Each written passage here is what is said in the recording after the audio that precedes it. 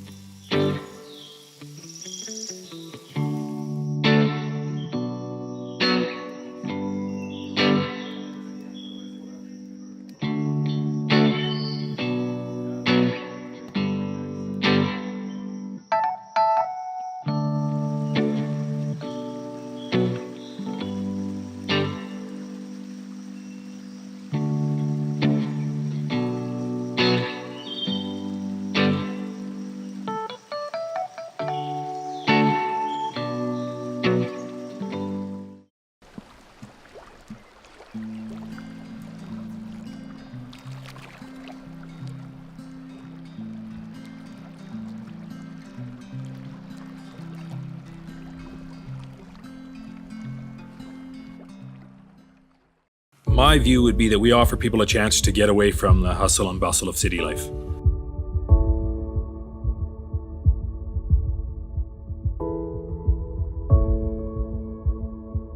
We don't plan for anybody to do anything out here. We just offer them a nice place to have a base, and then they can either drive, good access here to Rocky, Nordegg, all those places if you want to go farther west, or you can stay on the property as long as you want.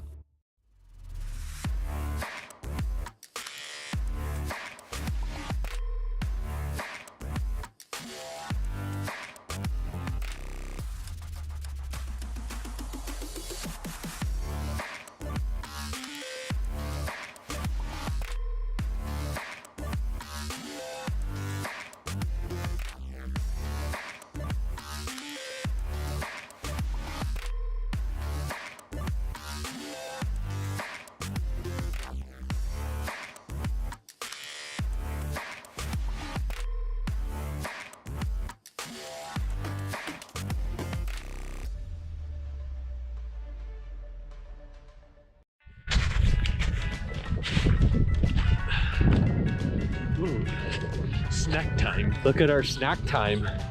Brought to you by View Mercantile. Oh, that's good. That is really good. dried mango, our favorite. Yeah. I like that.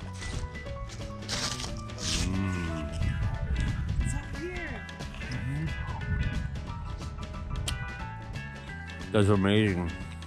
Amazing. Next level. Dried fuzzy pieces brought to you by Morning View Mercantile. Oh wow, that's sour. Oh, I hit that. Does that hit the spot? Oh yeah.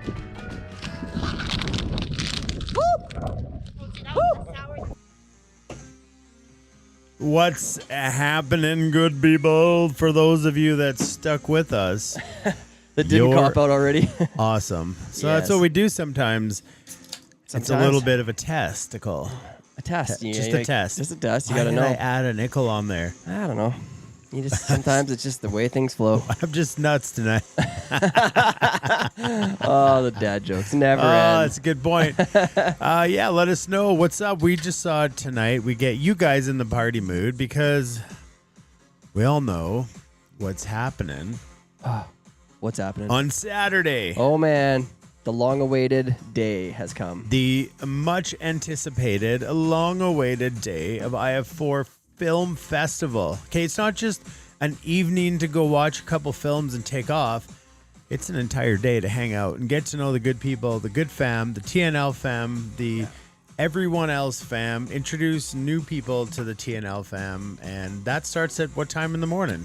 Well, what time does breakfast start or what time does the show start? Show is going to go at 12. 12, but you're going to want to be here. I'm going to go free 10, right? 9. 9. Oh, so close. Yep. Show up at 10 Free and they're all gone. pancake breakfast at Rocky Mountain Fly Shop at 9. 9, be flipping cakes.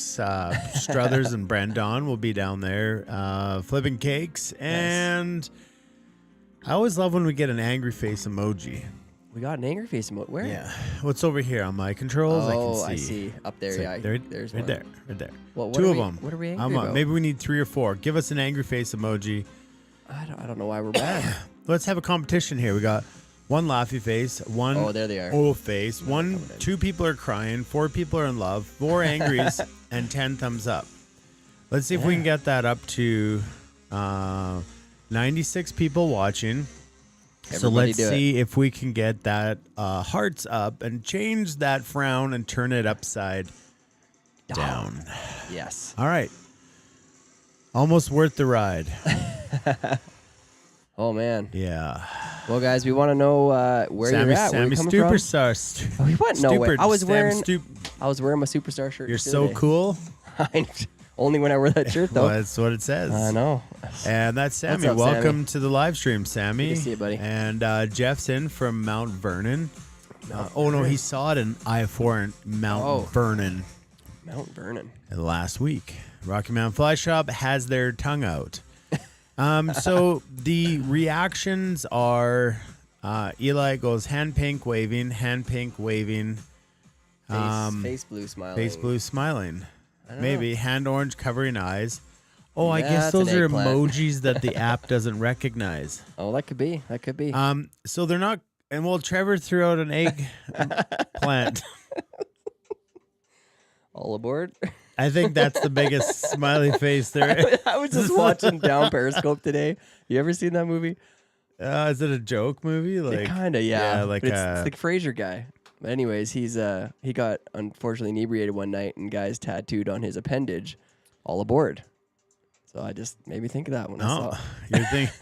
Well, that's maybe why I added an ickle to the test because we Yeah, got that's nuts. some.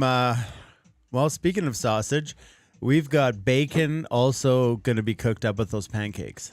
How do we segue from sausage to bacon when there was no sausage It's to talk meat. about? It's meat. Okay, we're talking about meat, and Oh, man. since we're on the topic of meat, well, we might as well head over here and find out what's good in the newsroom, and that's the meat and potatoes of the show. Yeah, it really is. It's my favorite scene, I think, probably. Yeah, with my favorite fly. Well, there it is. Everything's on the screen. So if you're wondering, folks, those should come in one We're at a going to time. be out but- of here really quick tonight. And so that's it. Those are the announcements, and those are the flies. And, That's it. Let's head over start here. time. And Tim, start tying some flies and SOS. And oh, man. That was you know, good. let's play some bingo over here. Let's check hit out all the this- baking oh, there cam. it No, is. nobody did Nobody that. did that? Okay, Yeah, nobody perfect. sent in any baking. Tying cam over. I don't even know where I'm going. Where are we? You screwed it up. There, we're All back. right. All this wiener talk tonight has got this guy flustered. Oh, man. Well, we could just go through what the All news right. is. That might settle Well, you that's out. a good point because it's not a secret, but bags of meat. Oh, yes. Sean Cameron went to Reed's Fly Shop last weekend, and that's awesome. That's super fun. So, Sean, I do recommend coming down to Olds to check out IF4 in Olds because it's not just the films. No. As stated here, it is an all-day party. I can turn the SOS off. No.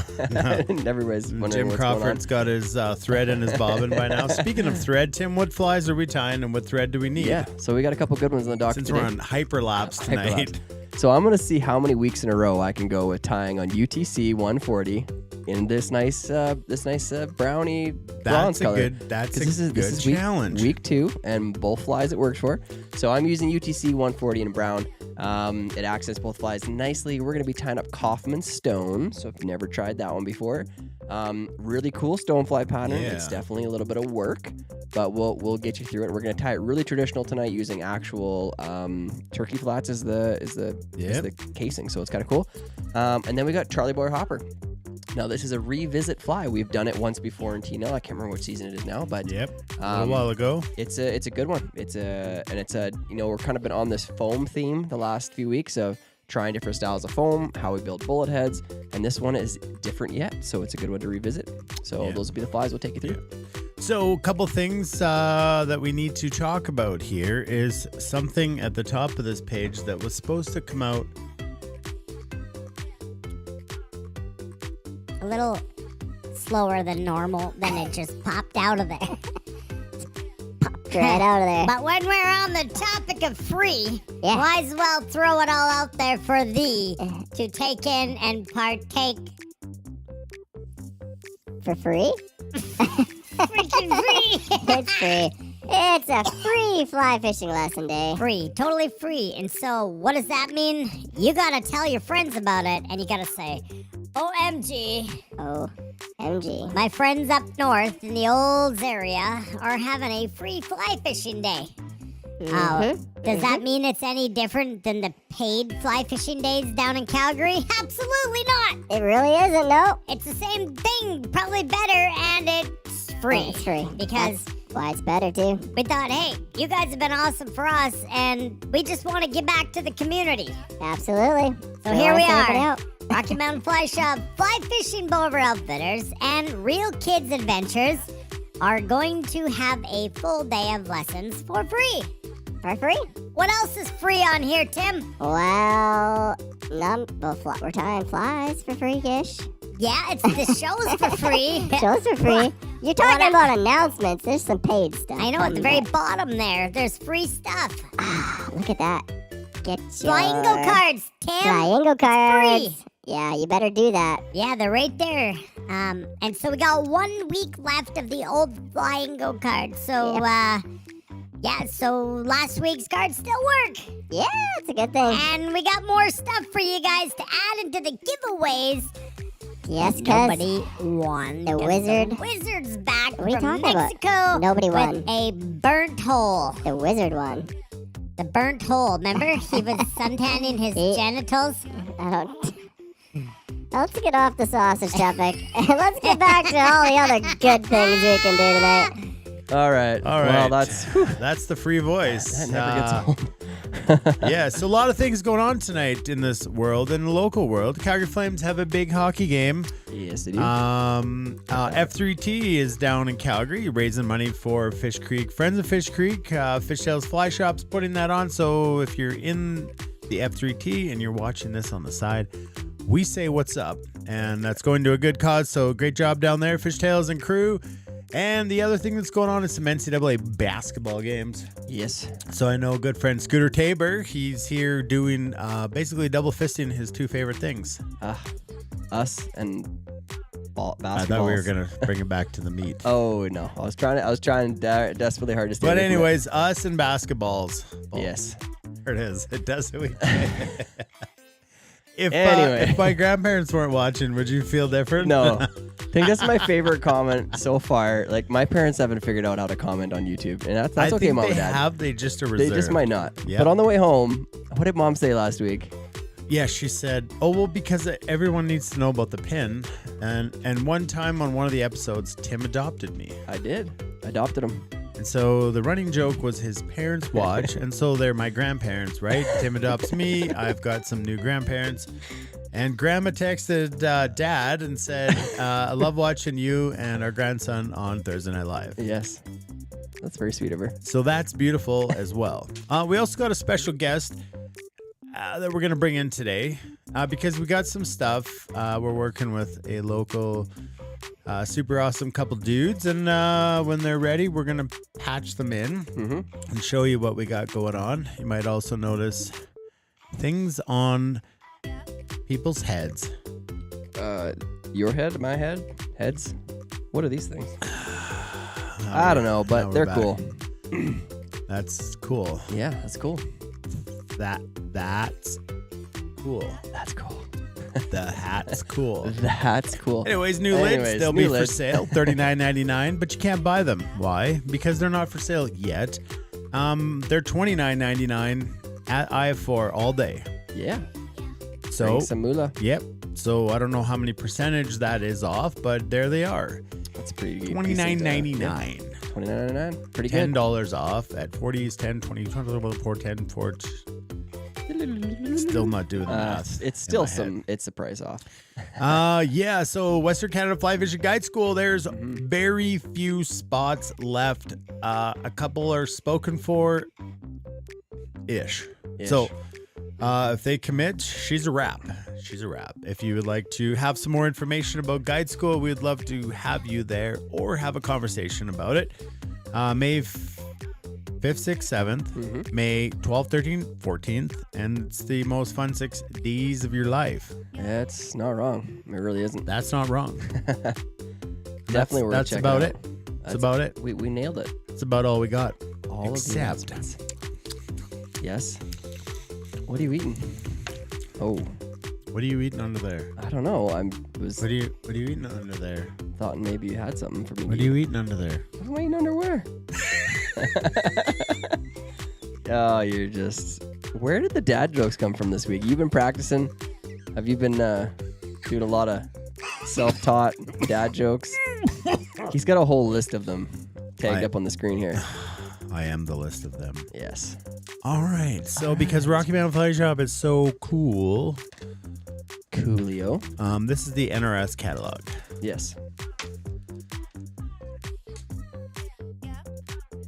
Can you believe what's happening? You tell me. Well, tell the people. The Slipstream 96 for IF4 special. Oh. Tell me is the hats are not mesh back. Show They them. aren't. They're better than extremely epic and breathable and cool and like nylon. See the waffly material? Oh yeah, that is your And best what's day better? of your life. Oh, look inside. Be someone's reason to smile. Only quality people and love people catch fish.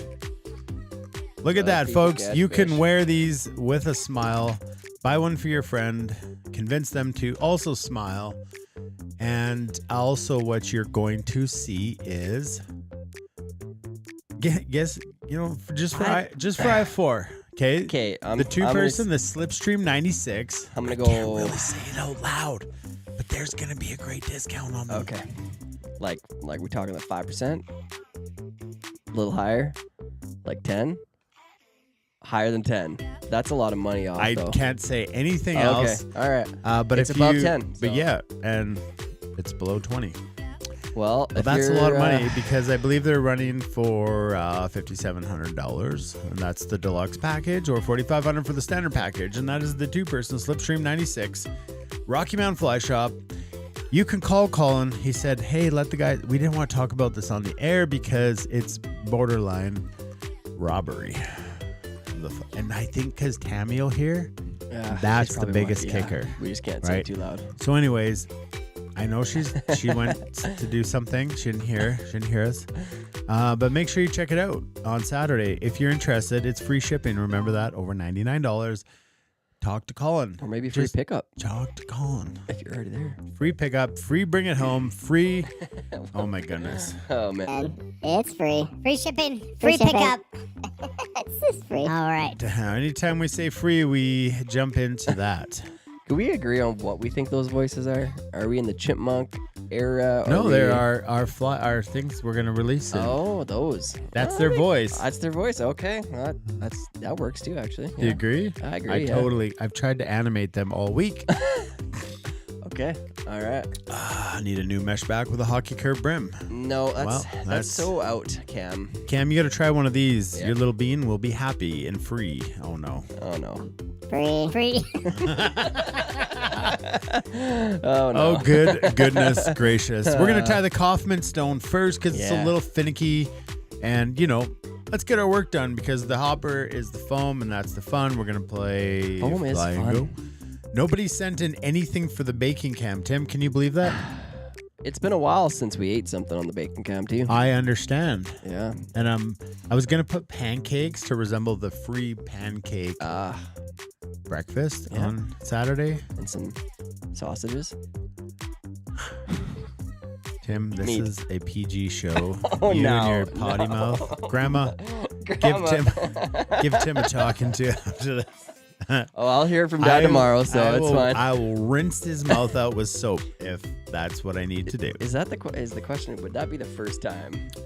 Here's a not. question, and so what I want to say for the rest of the year Mm-hmm. is added to the prizes. If you win Fly and Go, and I can check it up, but I ask you to be honest. If you don't have a TNL kit, Yeah. it will automatically be in the giveaways. What? Tim, I told you I was losing it. That's no joke. Well, That's like $300 value. yeah, we got 5 episodes left. Okay, so that's a maximum of 5 kits going out, but that's awesome. Yep. Okay, guys, well, you heard it. And there's going to be a few given away at IF4 on Saturday. That's true too. And there's gonna be some other awesome giveaways and lots there. of fishing trips from both us, Rocky Mountain Fly Shops. There's going to be gear given for Rocky Mountain Fly Shop. Morning View Mercantile has set aside a bunch of stuff for everybody who shows up.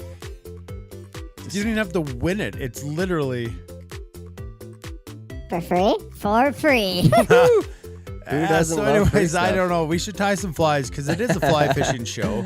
But when the deals are this good, It got to be talked about, you also got to remember that next week is our 100th episode. That's it. Yeah, it's 100. crazy. I challenge you to go back and look at some season 1, season 2.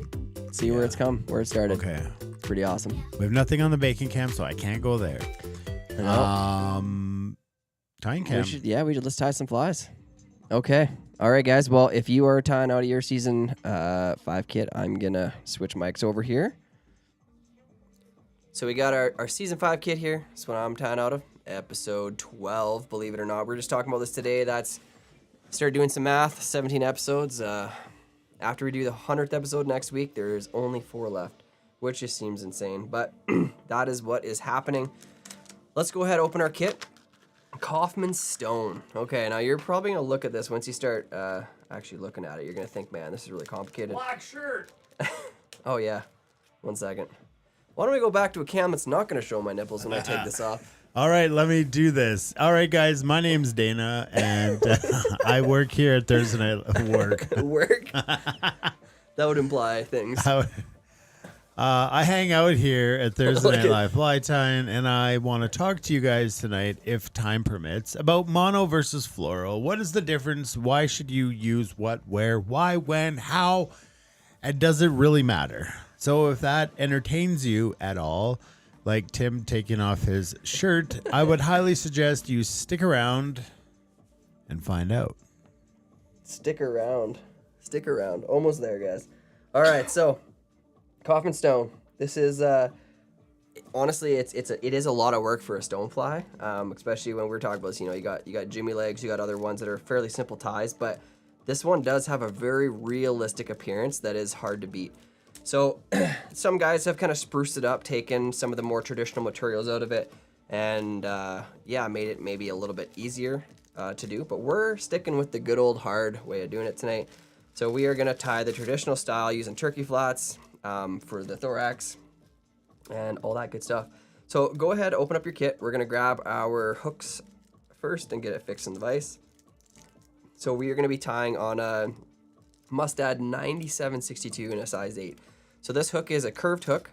So it's just kind of, you don't have to tie this on a curved hook, but it does kind of give it a nice little appearance. So you can see here, curved hook. Okay, I'm actually going to put it in my vise tipped down slightly, so the eye is going to look like it's tipped down.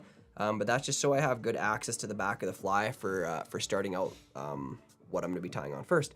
So go ahead and open your materials. There's actually not a ton of materials in this one. There's some lead wire, which we are going to use right away. We got a massive clump of dubbing. You got my favorite material, we got our biots. Okay, got some biots we're going to work with.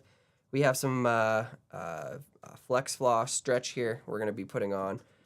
We do have some of this yarn. I want you to set it aside. I'll explain how you can use that, but I'm not going to use it tonight on this fly. It was just a second option. And you're going to have a chunk of turkey flat, which I will take you through that as well when we get to it. Okay, so first thing we're going to do is we're going to grab some of that lead wire, and we are going to put a decent chunk of it onto our hook. So I'm going to just kind of hold the tag end here, and I'm just going to start doing some wraps. There's no particular number of wraps here that's, better than others, whatever. You basically decide on how much you put on is based on how heavy you want this fly to be. A lot of times we're fishing stones pretty deep, and we want them to be quite low in the water column if we're nymphing them, but also if we're fishing them as a dropper under, let's say, a hopper, we might go quite light. Yeah, and so I have a strong opinion about this idea because it's always fascinated me. I've tied all my Jimmy legs, which is mostly what I fish, with a lot of weight on them. And then I got, to which Tim just said, I got hung up in a situation once where I saw a lot of stonefly nymphs caught up in like back eddies, and fish were eating on the nymph stage, right? So typically when we fish these stoneflies, it's like Tim said, higher water. We want them to get down, but don't trick yourself like I did and tie all of these with super heavy wire because you think they have to get to the bottom of the ocean to pick up fish. I've had an incredible amount of success fishing these things high up in the water column with absolutely no weight on them, so they do not sink, and I've had a lot of success. So this is traditionally what people think of stoneflies is crank the weight, but like Tim said, choose the weight, and then if you have the ability to tie 5 of these with your kit, maybe 2 of them you don't put weight on them, right? But then the other thing is, I was like, oh my goodness, which one did I use? Yeah. So what I did is I just tied a hot spot. So I changed thread at the top and I did like, a yellow or red or just something so I could identify that these were weightless. But Yeah. I'm just speaking from experience and No, that makes good sense. If you're thinking like a stonefly, we know that a lot of times, yes, they are near the bottom, but that's actually just when they're existing and growing and living.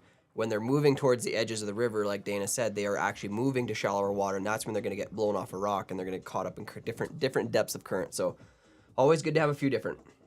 Okay, so now I'm going to go ahead and grab my thread. Like I said, I'm using this kind of bronze-colored UTC 140.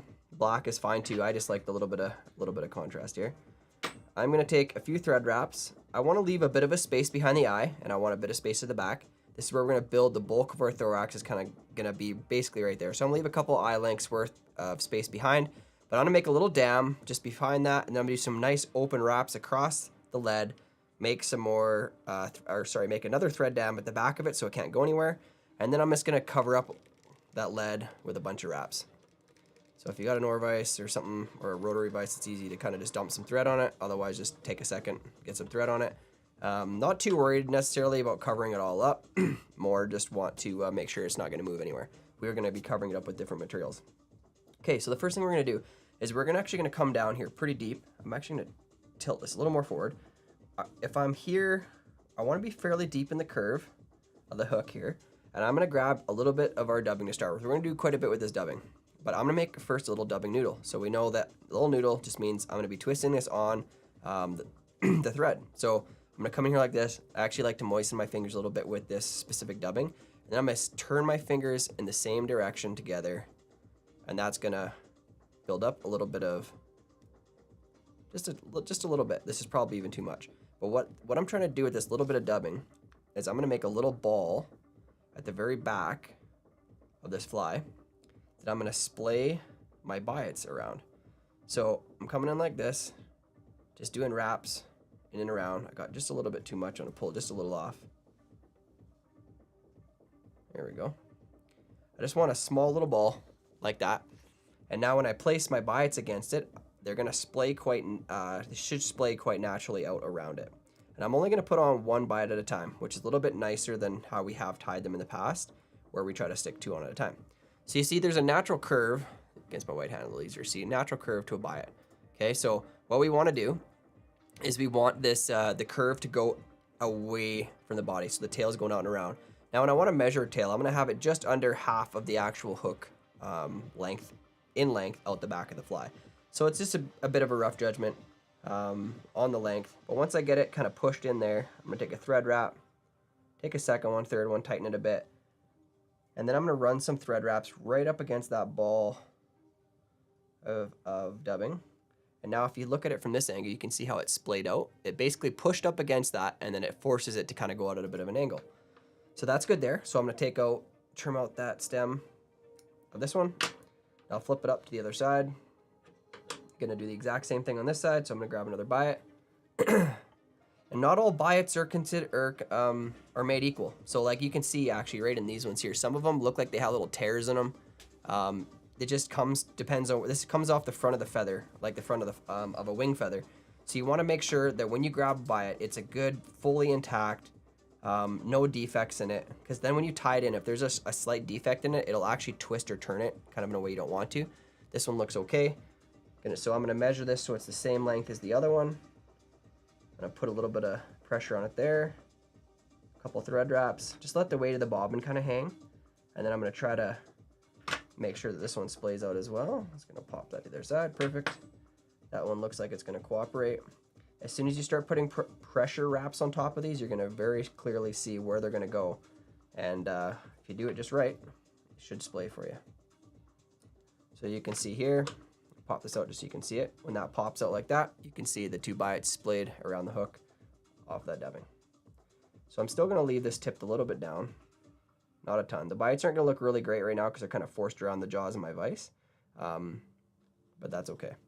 So I'm going to make sure I seal the stems of those down. I'm going to come up to about midway on the fly. I'm going to grab, this floss. This would be like very similar stuff that we'd actually tie the legs of a jimmy legs with. And stretchy flex or whatever they call it. You can use vinyl rib as well, but I like this stuff because it's got quite a bit of stretch to it.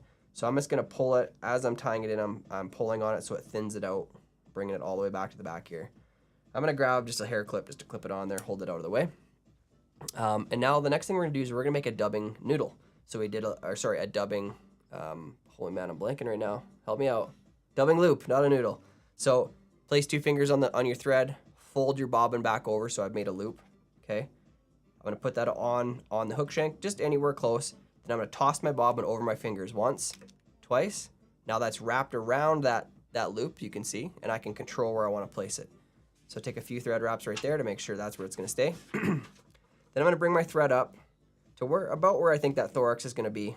And I'm going to do just a little half hitch, just a little overhand knot, just to save my work and to hold my bobbin kind of right there and out of the way. Now I'm going to go over and grab my dubbing spinner, okay? I'm going to hook it in the bottom of that loop.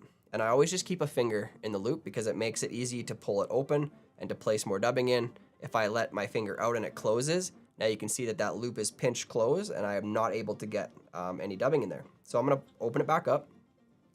Now I'm going to go over to my dubbing here, okay? Now this is a big clump, we're not going to need that much. But I'm just going to grab little tufts, and slide it in there, one after the other. I want to make sure that they're not super, super thick tufts. Kind of spread them out in your fingers so we're looking kind of like that, just little tufts. All the way up. We're going to do probably about 2.5 inch noodle. Not noodle. I don't know, I'm struggling with that so much today. But we're going to do, probably about 2.5 in this dubbing loop, 2.5, 3 inches. And that's basically just going to be enough. If you let your finger out, obviously, then it's going to come down and pinch on the dubbing. I like to let it out, kind of pull it all up, get it lined up, make sure that it's pretty even there. Because you want equal amount of dubbing on both sides of the thread, sorry. I'm going to put one more piece in, should be enough. So we're only putting in enough to do the back portion of the fly, and then we'll use some more dubbing at the top. So I've got about 2.5, 3 inches there. Now all I'm going to do is place my finger just below all that dubbing, and I'm going to spin my dubbing spinner, okay? So it's spinning, getting lots, and now you can see as I take some pressure off, it starts to wind up all of that dubbing. And this is the dubbing loop method. You could do it just with a noodle all the way up. It just takes a little bit more time to do it all. Now I don't want to overspin my dubbing spinner because it will actually break my thread if I do it too much. So then I'm just going to start palmering this forward. So I'm just going to use the rotary function on this vise to do it. I want to start right back behind those biots and just touching wraps all the way up. Now I want to come about 2/3 of the way up the hook shank, but I need to leave myself enough space to put in all of my casing. And if I crowd this too much, it's going to get tough. So I'm going to make sure I leave, this is a little less than 1/3, but I'm going to leave myself a little room just because I know it's very easy to crowd this portion of the fly, and I'd rather spread it out a little bit. So I'm going to tie off my dubbing noodle right there. Dubbing loop, sorry, not noodle. I'm going to get my stretch floss here, and I'm just going to do some open spirals as I bring it forward. And I am not pulling it super tight, because if I pull super tight, it'll dig right in there. I want tension on it for sure, but not super, super tight. It's going to pull down some of that dubbing, and it's going to create segmentation in this fly. Okay? So I'm going to bring that all the way up there, make sure my thread is back by here, tie off the ribbing, thread wrap behind, thread wrap in front as always, and we tie off our stuff. You can go ahead and trim that out, but make sure you got that tied down, otherwise it'll all just unzip and come back down. So now I'm going to take and turn this up a little bit so I get a better look, and now I got the front portion of the hook is kind of parallel horizontal to the plane that I want to be working on. Okay, so now here comes the part of the fly that's definitely a little bit more difficult. We're going to go ahead and grab our turkey flat. Okay, so we got turkey flats that look like this. Now, this is eventually, I'll show you what I'm trying to make out of it. This is what I'm trying to create, is a chunk of turkey flat that looks like that. Now, you'll notice the tip of this one's shiny, and I'll show you how I do that. But this is what I'm going to be making the casing of the thorax out of. It's going to look like body armor as I work up. Okay, so if I show you the actual fly here. Hold tight, we got a sauce. You got a sauce? Okay. Yeah. Well, I'm not moving forward. I'm just going to show you what this looks like. So you see how these three get stacked on top of each other? We got dubbing in between them. This is like the hard shell you see on the top of a stonefly nymph. And we're going to be creating that out of this turkey flat, okay? So the version I like to do, I actually use a little bit of resin to harden the tip. So it gives it more of that shiny, more hard crusted looking back than if I don't. But this is, I'll show you how I do this. But we'll wait for Mike. He's got an SOS. We'll let him catch up. So a question we had, I believe it was Dewey on YouTube. Okay. He asked the question, and I did some research just to try to like easily explain it better. Kind of like the difference in UTC and Unithread. And Dewey, am I right? I think you said that the UTC, you were having a tougher time tying with UTC than Unithread. So as you look into the threads, it's very interesting. And I found out some things that I didn't even know. I know what I like, but I didn't know, do you know, like more of the structural, the way that they're spun up? Some of them are spun different. Some of them you can unwind to be flat. Some you can't. Yeah. So yeah.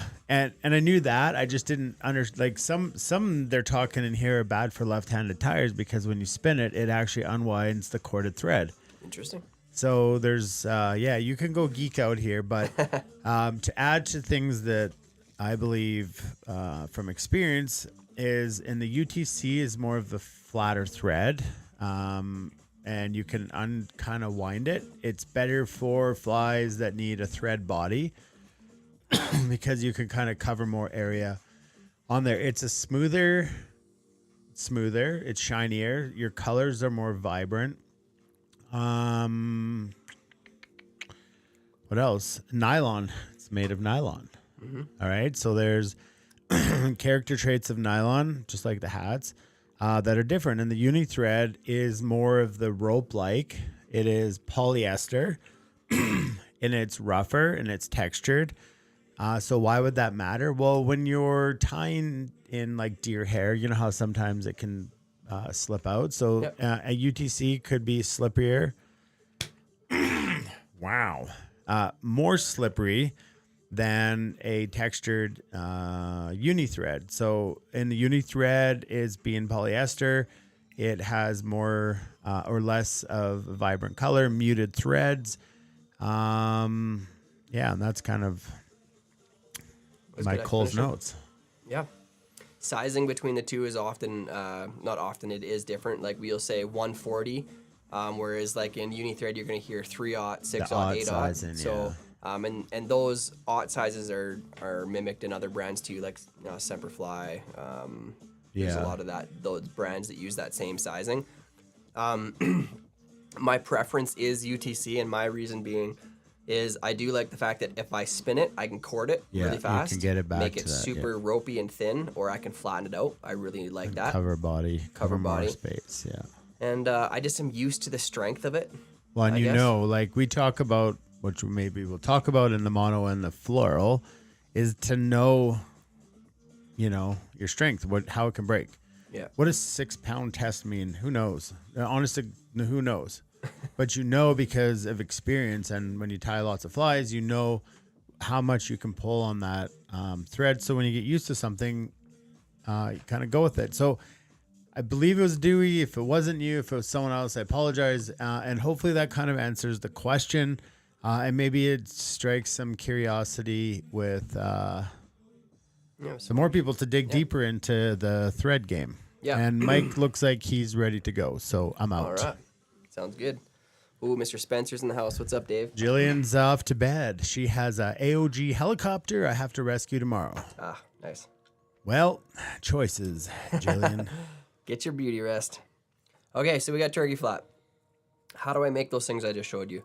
So what I'm going to do is I'm going to pull off a chunk like this. I want to keep them married together, meaning all those fibers stay together. So you can pull them apart, but if you push them back together, they should come back together. They call it like a married wing. You can do different wing stuff with certain feathers for like Atlantic salmon flies, kind of similar idea. So what I do is I'm going to come in here like this. I'm going to show you on this one. I'm going to pull it like this. I'm going to come in and I'm going to cut this off. So it's all together.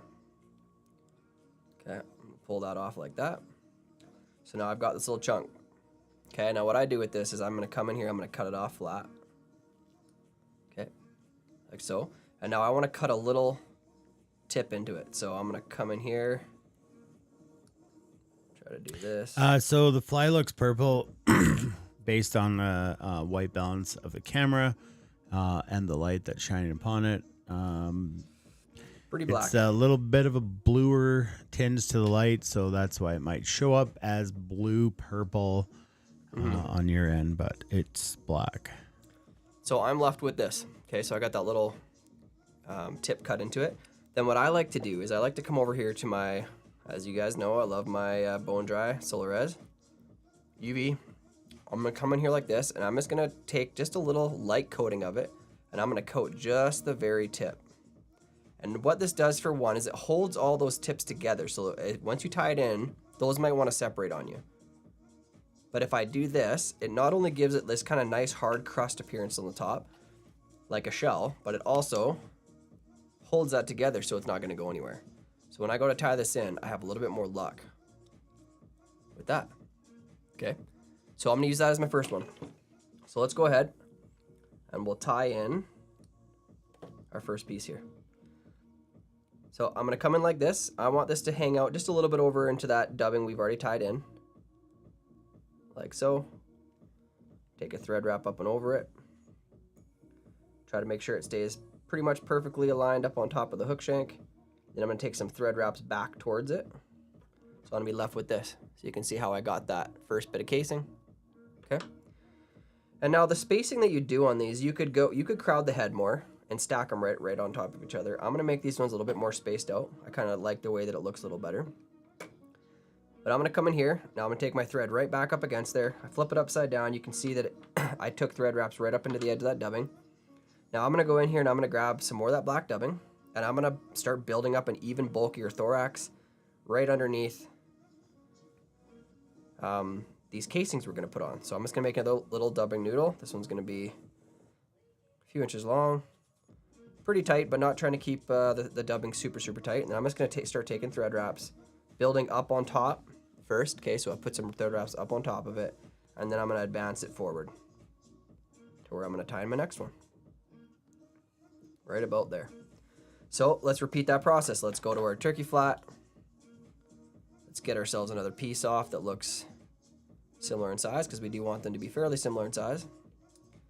I'll trim that out. I'm left with this. Music reminds me of hanging out in Abercrombie and Fitch. Back in the days, you're standing in the door with your shirt off?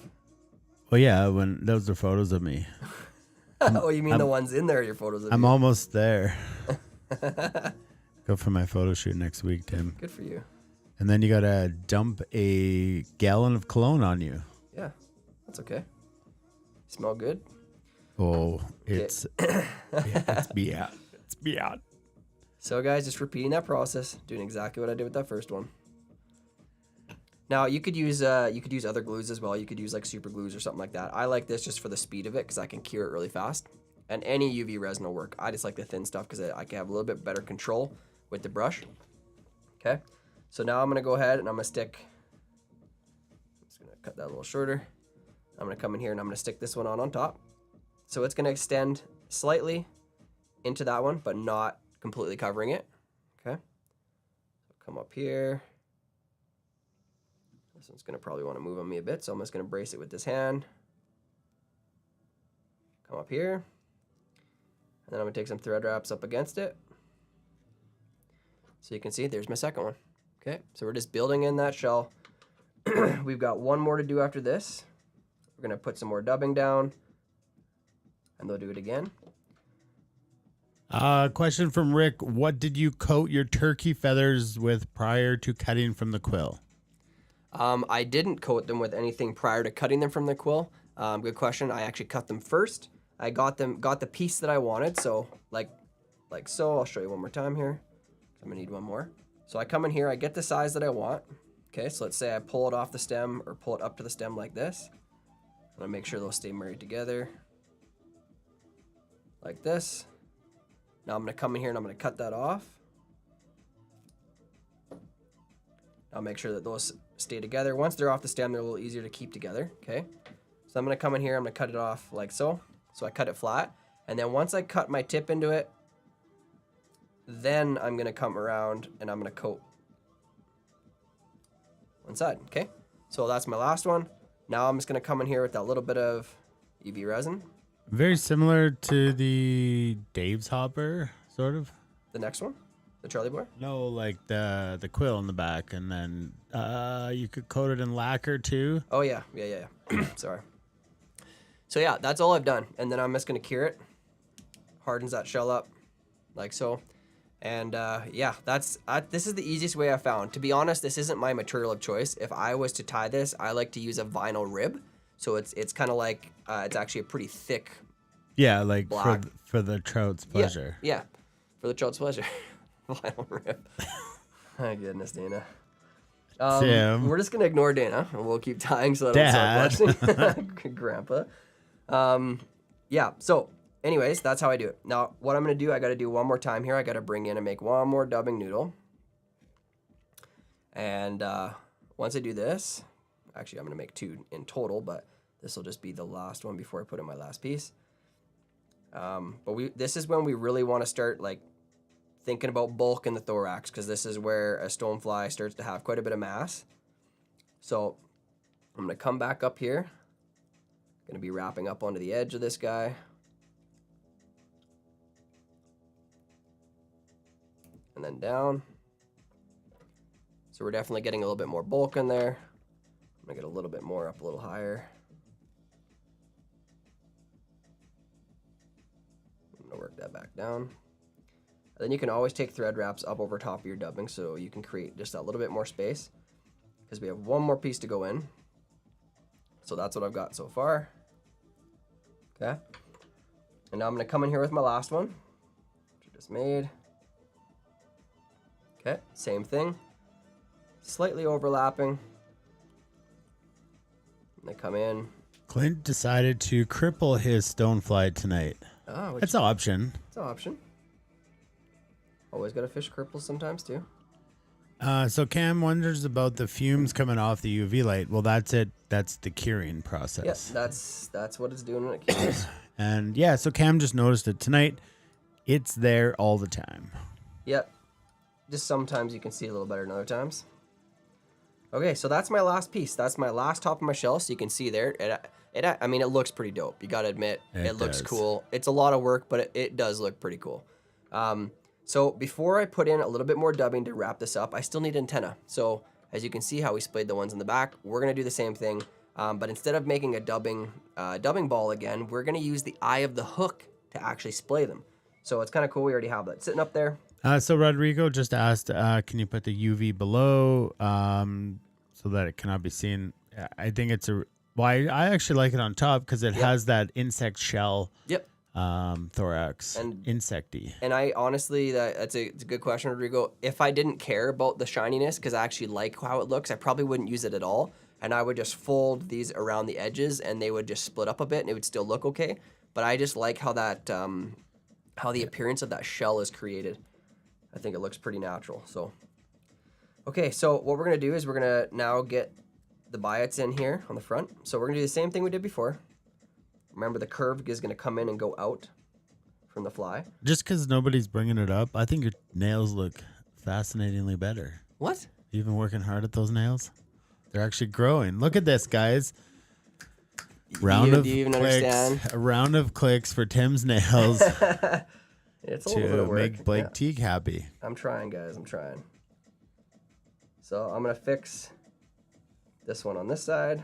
It's going to splay out slightly. Remember, once you pull tight, those things are pretty locked in. So I'm going to come in here and trim out the stem, being sure not to cut that nice casing I just put in there. And then I'm going to put the one on the near side towards myself. And then we're just going to add a little bit of dubbing and we can be done with this fly. So, wow. So the one on this side, we're going to make sure you make this antenna very similar in length as the other one. So it looks as natural as possible.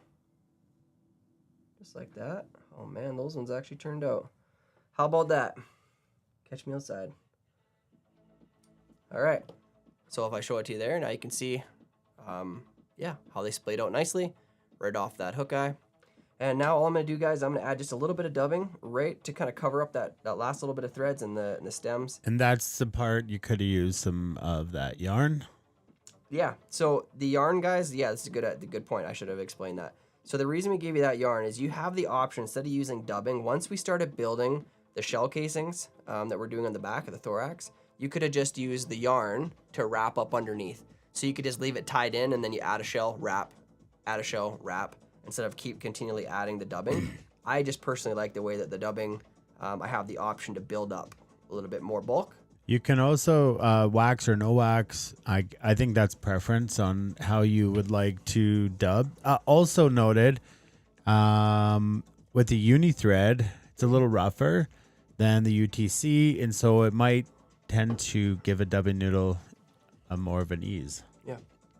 And you can even get your uni thread does come waxed too. You can get some that already is waxed, and it's pretty much perfectly designed for doing dubbing noodles and dubbing loops. So that's also a great option. McKenna's turned out like a stone turd. Stone turd. All right, well, we're trying. All right. A for effort. A for effort. We're going to do a little whip finish here. Add a little bit of resin if you want to see Rosina. Just for the... Sorry, Tim, I'm just over here getting Rosina ready. Did you add resin? It's coming. Look at this. Look at this, folks. Ladies and gentlemen, put your hands together. And I do mean put your hands together for Lady Rosina. She's got a good dance. Back by popular demand. All right, so I'll pull this out of here so you get a little better look of how everything looks from the back of the fly. So hopefully they splayed nicely for you there. We've got these beautiful shapes all around. That is the Kaufmann Stone. It is a bit of work, but it is a pretty cool looking little bug, and I know it catches fish. So the last thing I like to do on the bottom is I will rough it up a bit. I don't want to say comb it out, because this dubbing doesn't really comb out very nice, but just to simulate some legs in the bottom, I'm just going to rough up just underneath the thorax. Just a little bit. So it gets a little bit of fuzz built up. Just an ad lib here, but you could put a bead on the belly of underneath Solres, and then you could comb out around it even more so that dubbing stays in. Good. Yep. Why do you want to think this one looks good? Our friend Terry Sanguines. Oh yeah. Show some of those. I don't know if this is just his pattern or what, but this is a deadly looking stonefly. Let me show you this. So the Kaufmann Stonefly is great, but the Jimmy Legs, Pat's Rubber Legs fishes what I feel every bit as good. Very well. But yeah, Terry Sanguines down in Montana sent us these, and that is So actually, it's tied in the same idea as the Kaufmann, except the legs are added, but the thorax is very similar. And but what can I say? That is a deadly bug. One of these might not be getting into the giveaways, so I can try it. Well, he said you don't have to give them away. It can be for you guys. Well, all right, then. Sorry, guys. There it is. I'm not Tim's the showing you winner. this, A couple more in there, because that man can tie some flies. Yeah. Yeah, these are deadly. I'm gonna show you this one too, because I like this color. Super deadly looking bug. Yeah, very good job, my friend. I am impressed. And Steve said, I know now why I like Pat's Plus. Yes, because it's such a simple story. And that's a big part of what we're trying to do here is show you guys some options.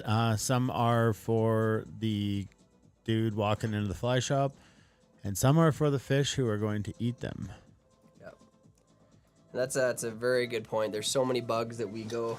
I mean, we fall into the trap too. You go into the fly shop and there's, man, that thing looks cool. It looks new. It looks whatever, trendy.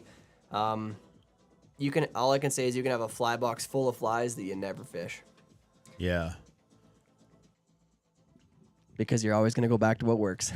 Yep. And sometimes, well, I think the more real the fly looks, the less it works. And I don't. Yeah. I don't have an answer for that. No, I don't either. But what I do have is an answer for this. Is we're just waiting on our friend Steve. If you're in the house, let me know. Yeah, probably 4 more minutes for them. What we'll do is we're going to jump over and is it foam up top? So I believe those ones look like foam. That is foam. Yeah, the ones I just saw. exoskeleton. It looks like a foam material. Yeah. So you can use art fixative to keep the feather together, used for charcoal or pastel art. Interesting. Nice. Yeah, very interesting. Thanks, Ken. Fly Trout has 3 boxes of flies he doesn't fish. I only use 4 different nymph patterns all year. So are they all red and wire? Hooky.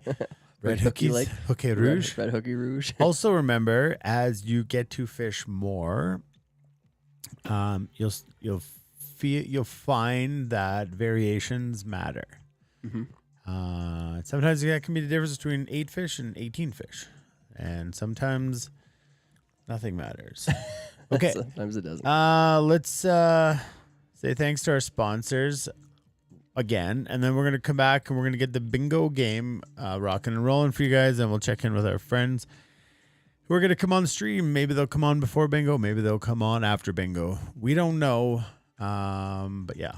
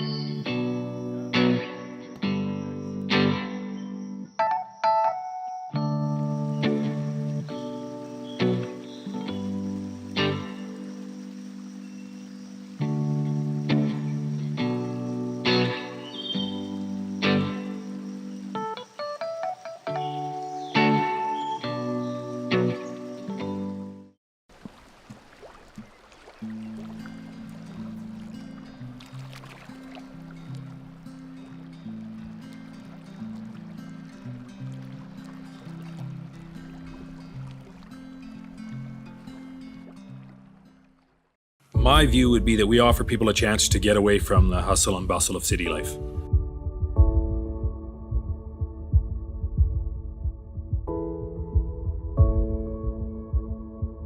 We don't plan for anybody to do anything out here. We just offer them a nice place to have a base, and then they can either drive, good access here to Rocky, Nordegg, all those places if you want to go farther west, or you can stay on the property as long as you want.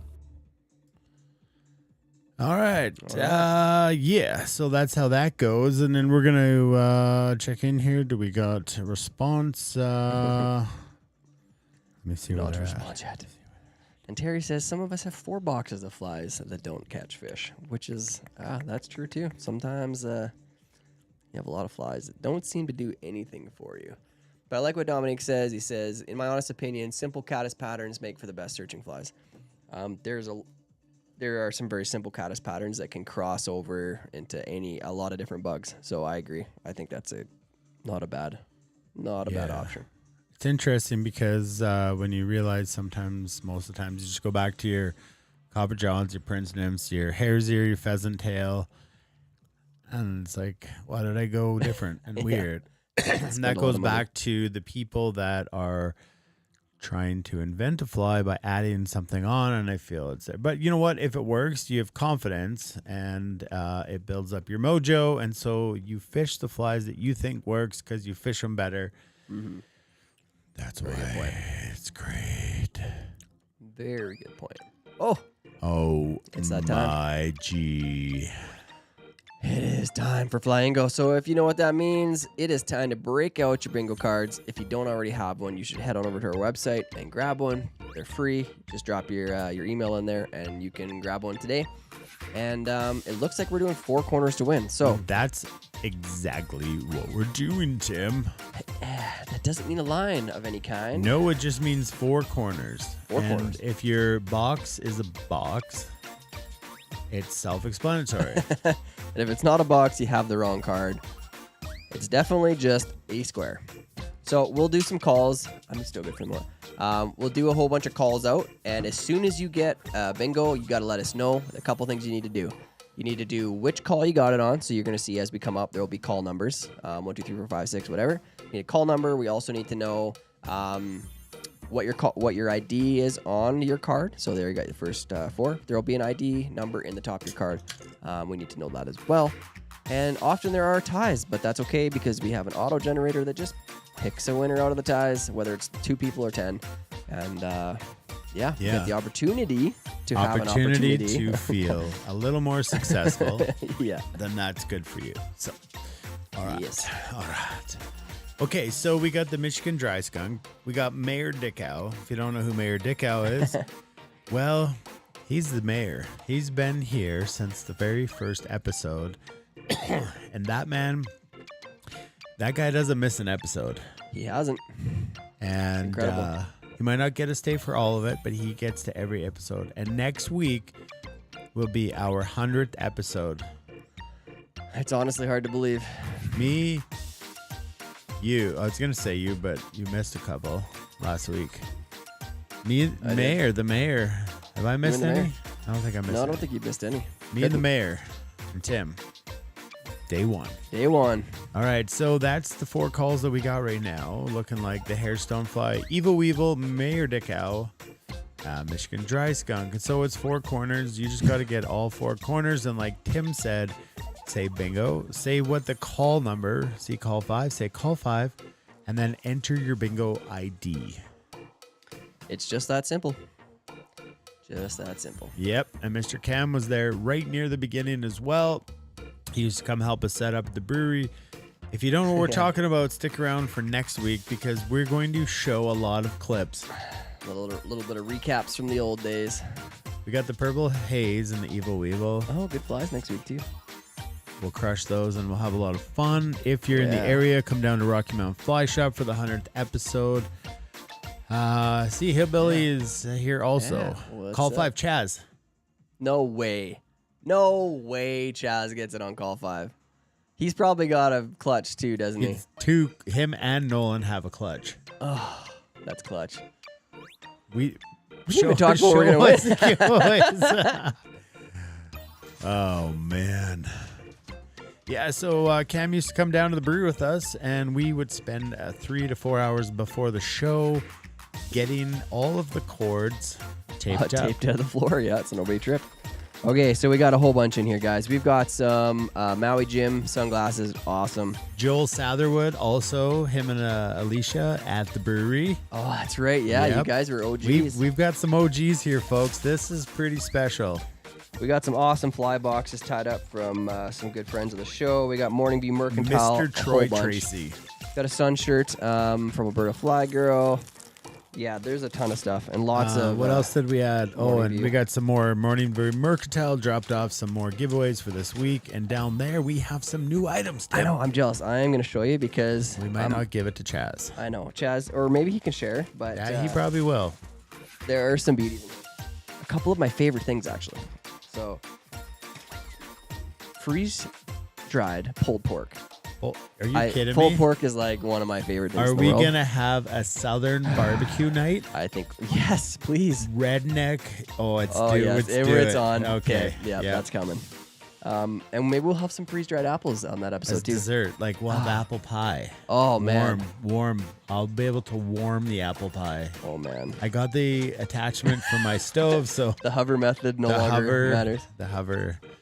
So there's a ton in here, guys. A couple weeks worth of giveaways, which I think is just going to get given away because, man, the Wizards. That's gonna be 4 pissed. corners.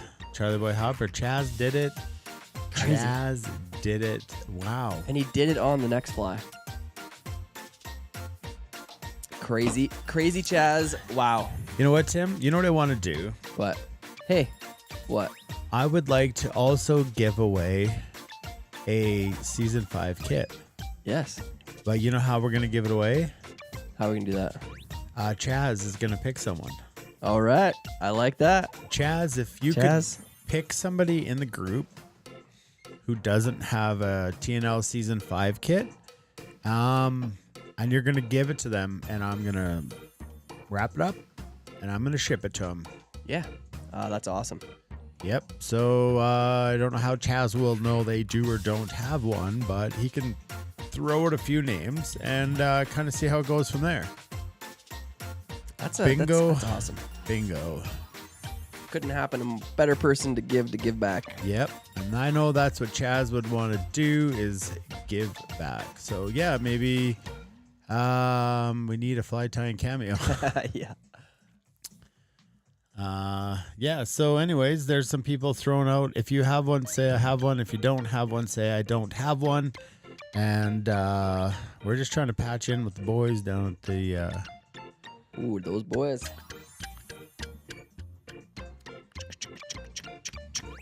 Yes, that's awesome. So yeah, if you don't have one, let us know.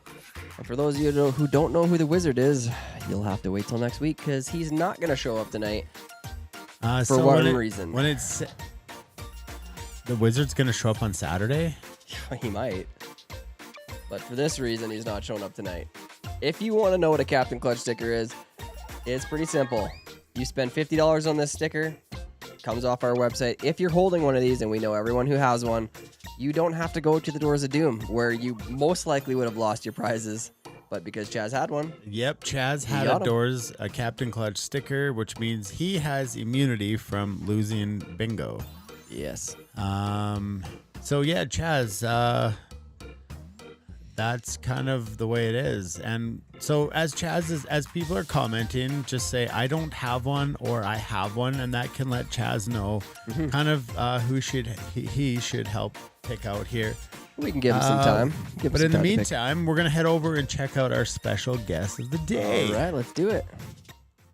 Oh, who's this? What's happening? How's it going, guys?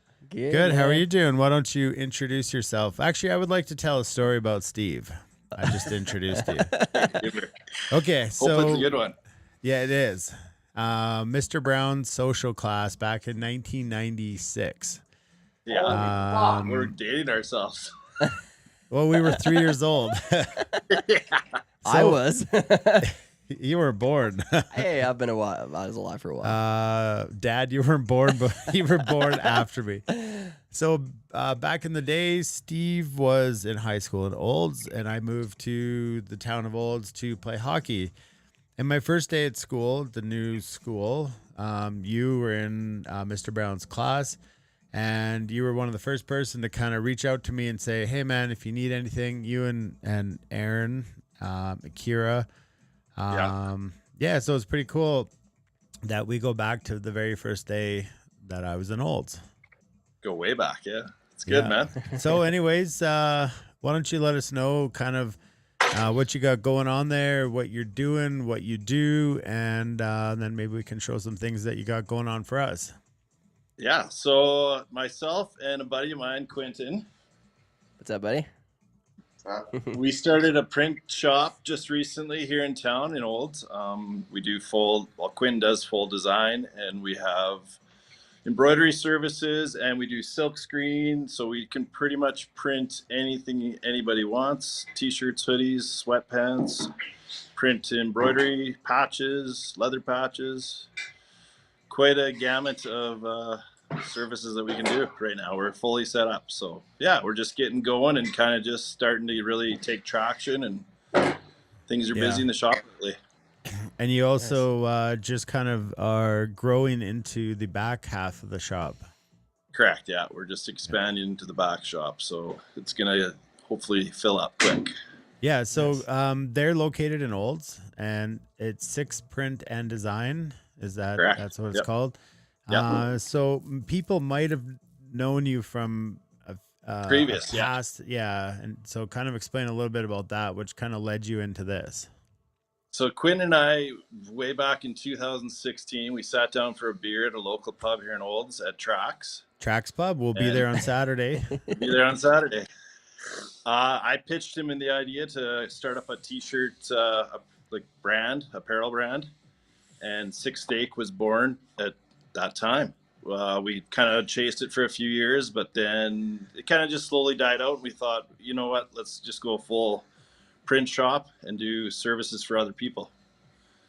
Just keep keep things going in full operation. So yeah. Yeah. Nice. So, you guys can ship if people aren't local. Reach out. We can send you their contact info, and let's get that shop busy. So why don't you guys kind of show us what you got going on for us? Will do. Yeah. Say what you're doing. So right now we've got your guys' design loaded up for the weekend on our press. Jeez, look at that thing. Yeah. And I thought this was confusing back here. So do you want to see how a shirt's made real quick? Yeah, let's do it. Yeah. Quentin Super is cool. the pro at this, and he'll just run you through the whole. Is the camera good there, guys? Yeah, we can see. Yep. Okay. Oh, we're going color at a time. We're gonna do all our blacks.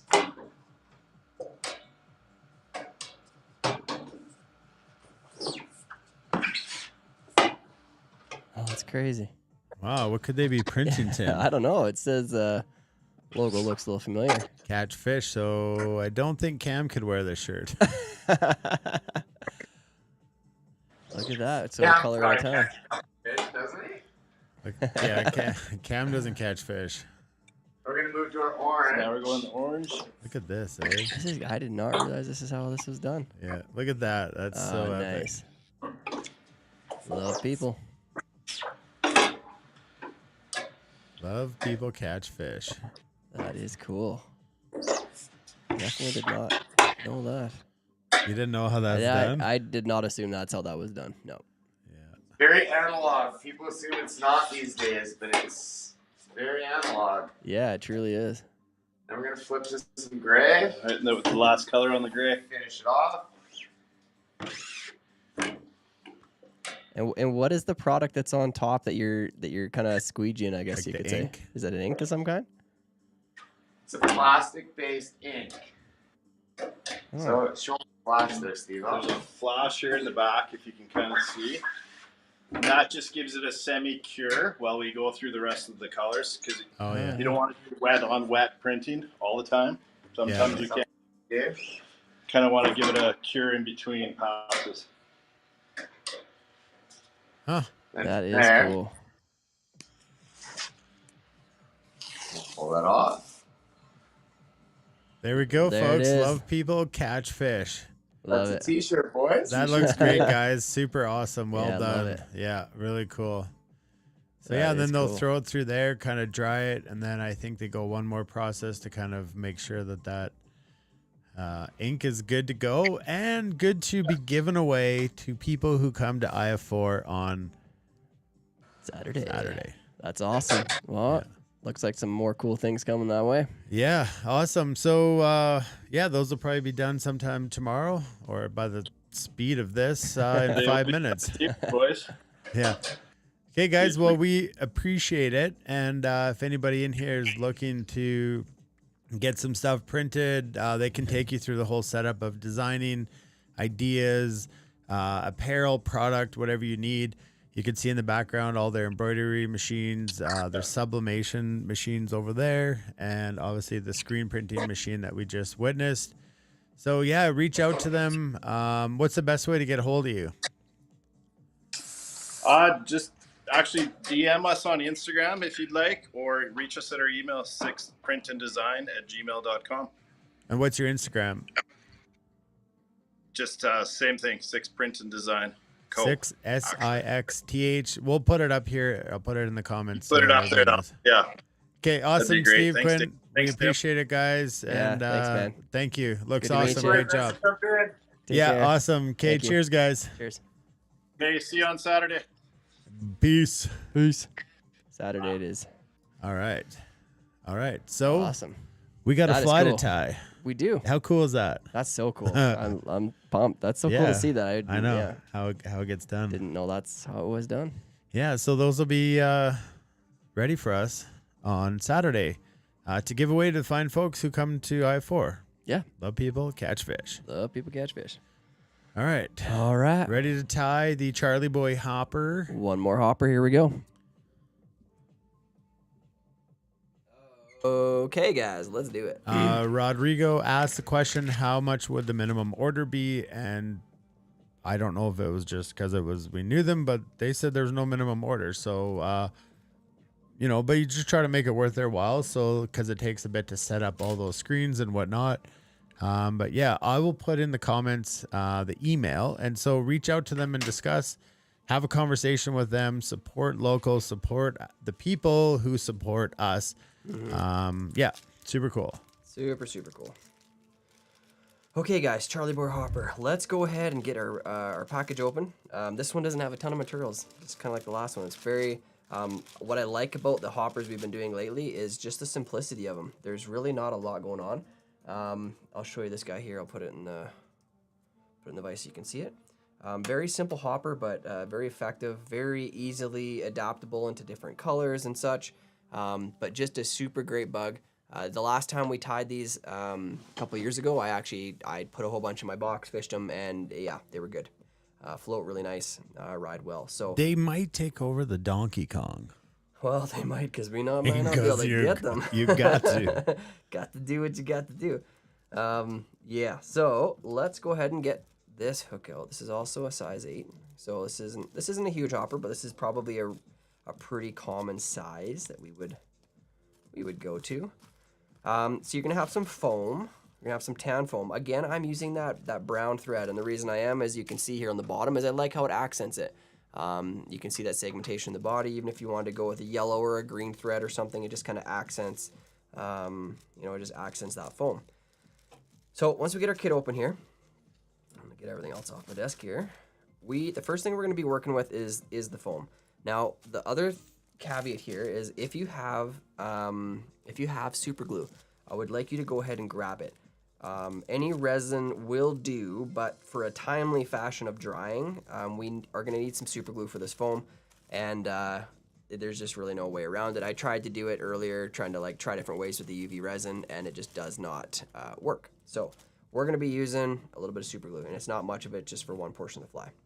So let's go ahead, get this one out the vise, get our next hook into the vise here, and we will get started on this fly. So first thing I'm going to do is I'm going to grab my foam. Okay, I'm just going to leave it in a long strand you have. Okay, I'm going to measure a length. I'm going to let it hang off the back a little ways.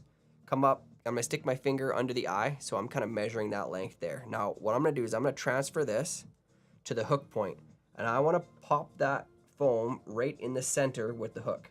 Okay, so right in the center, like so. Popped it right in there. I'm going to pull that around the bend, past the barb, and I'm going to go ahead and stick that back in the vise. Okay, so I've got this movable part now, just like so. I'm going to set that out of the way for just a minute. Just a little bit out of the way. I'm going to actually grab my hair clip so I can hold it back. And then I'm going to go over and I'm going to grab my thread, which I'm using that UTC 140 again. We want to use a little heavier thread for sure on this so it doesn't cut the foam. I'm going to lay a few thread wraps down before I snip out the tag end. And I'm just going to take this all the way back, decently far back. Then I'm going to come back forward. Now I want you to go grab yourself a little piece of foam, either if you already have scrap foam on your desk or if you have a piece of foam from this. So I just cut off a little piece of foam from the end of this. Now I'm just going to cut it in half so it's a little thinner. Now, this isn't super crucial. This is actually just going to be done for one thing here, and this is to help. It's to help bind that foam to the top of the hook and keep it from swiveling around the hook. So this is a good method of doing it. I'm going to come in, just leaving a little space behind the eye. I'm going to tie that foam in. I got a little piece broken off there. Tie that in like so, and I'm going to keep it right up on top. I'm just going to do open spirals all the way back down. I'm going to tie it in. Not into the bend. I'm going to leave a little bit of space there. Pull down tight with your thread and you can just pull off and that should break. And now I'm going to go back over it again. I want to compress the foam down because I don't want a bunch of bulk. But what I want is there just to be something for this other foam to grab to once I put some super glue down. So I'm not going to completely cover the foam because I want to use it. But I'm going to now just take my bobbin. I'm going to get it out of the way so it's sitting just somewhere out of the way. So kind of the opposite of you doing the bobbin cradle because you're going to see how we move the foam here in a moment. So actually I'm going to pull that back, just pop that clip off. And now what I'm going to do is I'm going to swivel it around so that that length we measured is out the back of the fly. Okay, so that's kind of our measurement piece, goes out the back. Now, Sorry, Dane's trying to hop in there. Yeah, just Dominic asked, is the Charlie Boy a good pattern for the bow? Never fished Calgary or Alberta. Yes. For the bow, but it's just a good hopper pattern for fish that eat hoppers. Yep. Yeah. We get kind of caught up on some patterns that we really like because, again, like we said, you fish a fly that you know well more confidently if you've had success with it. But yeah, this is great. I mean, we fish a lot of tan, yellow, green on the bow like you would pretty much anywhere you're fishing hopper. So this one I think is a very good imitation because it has good segmentation. It's super simple. So it's yeah, I think all around there's a lot of good aspects about this fly. So what I'm going to do is I'm going to kind of just keep a finger back here. Okay, so I don't want to pull this way up onto that bend. I'm going to keep a finger back here, pushing on my vise. And now I'm going to pull this up into the eye of my hook. And I'm going to make a little indentation there so I can see it. Okay, so I've made a mark. I can see that mark. Now I'm going to go take my scissors and I'm going to poke a hole, just a small hole right where I made that mark, right in the center of the foam. Okay, and now I'm going to pull this up one more time and I'm going to pop that hook eye right through that hole. Okay, so it's popped through. Now I'm going to leave this wide open for a sec. Now every time I've done this so far, I've ended up with a ton of super glue on my fingers. I normally use a brushable stuff, but I just don't have it with me, so I just have this this liquid super glue. So what I'm going to do is I'm just going to put just a smidge, really not trying to put a whole lot. I'm going to put some back at the back here because you need to have a little bit out behind the fly. This is an important piece right there. And then I'm just going to put a little bit over top on there. So less is more on this in this case for sure. I'm going to pull my thread back so it's sitting right below. Now I'm going to fold this over so that it can make contact with the fly, trying to keep it nice and even, and I'm going to pinch it closed. And then I'm going to put pressure back here because this is the really important part here because we're going to cut this in a certain way. I need that to bind. I'm going to have thread wraps on this stuff, but back here I'm not. So I'm just going to take a half a second, pinch that. It doesn't have to be perfectly attached. Remember, I have that foam on the inside, and that's where the top foam is going to bind to. So more importantly, just making sure it's folded over. I also didn't want that to slide way back from the eye. I want to just barely see that eye coming out of there. Okay. Okay, so now I'm going to take my thread. I'm going to bring it forward just a smidge.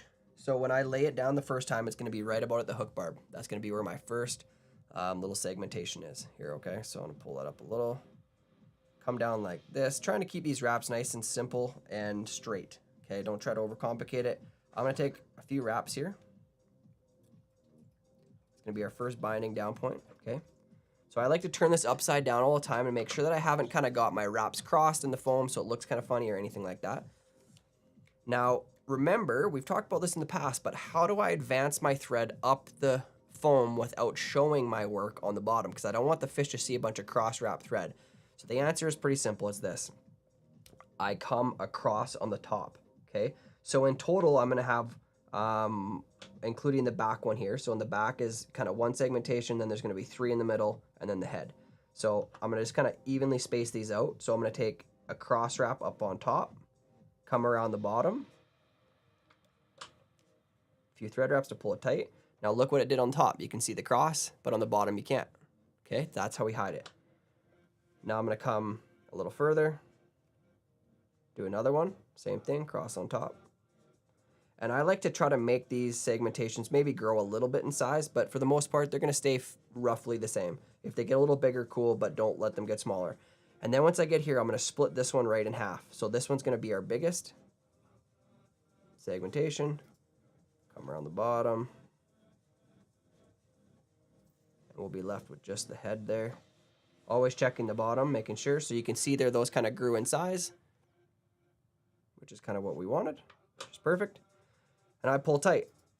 Now, that's not going anywhere. If you did it right, you should actually struggle to move that foam. And you know sometimes you're tying a hopper, a frustrating thing is they want to spin around the hook shank, and that's obviously not a good thing. So if we've done it right, it's going to be pretty good. If you've got a Sharpie hanging around, I got one right here. I like to come in here. It's probably totally unnecessary, but I like to just touch a little spot right there. Makes it look like the hopper's got eyes. I don't know if the fish really cares, but it looks nice for us. So I'm going to do that. Now what I'm going to do is I'm going to grab a razor blade. Okay, this is kind of important to do it this way. Grab a razor blade if you have one. I want to lift up on this back portion. Okay, I'm lifting up not quite straight up, but pretty close. and you can see how it's bending the two foams together. Now I'm gonna run this razor blade even with the body till I get to the back here. I'm gonna let it bite in, and I'm gonna cut the tail off like so. So I'm gonna be left with the tail that looks like this. So from the side, it actually looks like a decent profile, looks tapered. From the top, it looks kind of bulky and kind of squared off. So what I'm gonna do is I'm gonna come in here, and I'm just gonna taper off those corners with my scissors. And I'll show it to you again, so you can see it a little better. It looks like that. So we rounded out that body a little bit. You can get as kind of geeky about it as you want. I like to just make it look kind of round, but the important part is that it's got that taper to it. You can see it from the side profile. Okay, so now what we're gonna do is we're gonna come back one segment to sit here. Now we've got this underwing, so it's gonna be our first thing we tie in here on the body is this underwing. Okay, so we've got this white underwing material. What I'm gonna do is I'm just gonna cut myself off a piece of it. Sometimes people use dryer sheets. Yeah, true. I know. It actually is a little bit nicer than the manufacturer stuff, in my opinion. It works a little better, a little easier to work with. I'm just gonna round it off, so the corners are rounded off-ish. Dominic says, if Charlie Craven puts eyes on this on his pattern, I'll do it also. Do as Charlie does. Do as Charlie does. Okay, so if you don't have a razor blade, so maybe you can you grab a piece of foam? I would have just come at this from the side, and I'd have snipped it this way, and snipped it this way, and then I would have just come with my scissors and tried to taper a little bit. It wouldn't have looked as clean. Do you think you could open up your scissors and try? You might be able to. I'm not sure. See what you can cut a piece of foam with. Not likely. Not enough. So, Dan, it's a great question, and I feel bad that you're kind of handcuffed right now. So just cut it the best you can. Yeah. Like, I hate when I'm talking in like rogue. So you cut it the best you can. Right. So if it's folded over, and I come in and I cut my taper on the side. Okay. Hopefully this doesn't fall apart because I'm cutting it pretty thin. Okay. So I'm still getting that same taper from the side. It's gonna look like that. There's nothing wrong with that. I mean, the only difference is a little bit of taper in the body that I can create with the razor blade, but there's nothing wrong with that either. So if that's all you do, totally fine. But just because you don't learn, razor blades are super important. They're super cheap. I know Rocky Mountain Fly Shop got in these ones versus like a stiff razor blade. You could even, because I believe you're a tradesperson, so you might have like your knife. A knife. Yep, knife would work for sure. Knife would work. Razor knife. Yeah. But yeah, I would order some of these razor blades because they're gonna serve you well in so many areas. We use them all the time. With hair, with foam. Yeah, Colin's got something like that on. Yeah, it's kind of look like that. Yeah, or head to your favorite fly shop too, because you can go down there, pick them up, and truth be told, they're on Amazon. But that's true too. But yeah, good razor blades. Yeah, we use them a ton, and they're just really good. $1.50, $2.50 Canadian. So I think I paid, for 120 blades. I think I paid $20. Yeah, 5 blades, $2.50. Yeah, 31 units in stock. Buy 10 of them. Perfect. And then get your order up to $100, and it ships for free. A lot of razor blades. Buy a raft, it's 15% off. Just saying. Yeah. Anyways, just something for everybody too. It's great. Yes, sir. Yes, sir. Okay, now I put down that piece. Oh, there it is. Okay, so I'm gonna take this underwing. I'm gonna lay this back so it sits just shy of the back of the fly. Okay, and I will place a finger on it so it stays level in the middle, and I'm just gonna get that tied in right there. And I'll come in here and I will cut out that edge of it. And then I'm gonna advance my thread back forward to the front. We're gonna kind of bounce back and forth between these two segments for a minute. But the next thing we're gonna put in here is we are gonna go in and put in some legs. So let's go ahead and grab, I just have these tan rubber legs. You can bar them up with a marker if you like as well, or just tie in barred ones. I'm gonna tie them in halfway from each other, right on top, the two of them together. 1, 2 wraps. Remember, just let the weight of the bobbin hang down.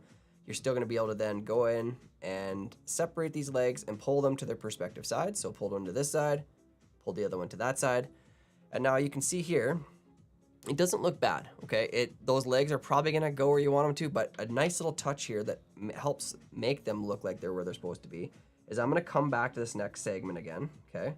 I'm gonna come around and I'm gonna grab a thread wrap right there, okay? So now I force that. I'll grab this one, do the same. Flip it back up, just make sure I got those so they're level in the body.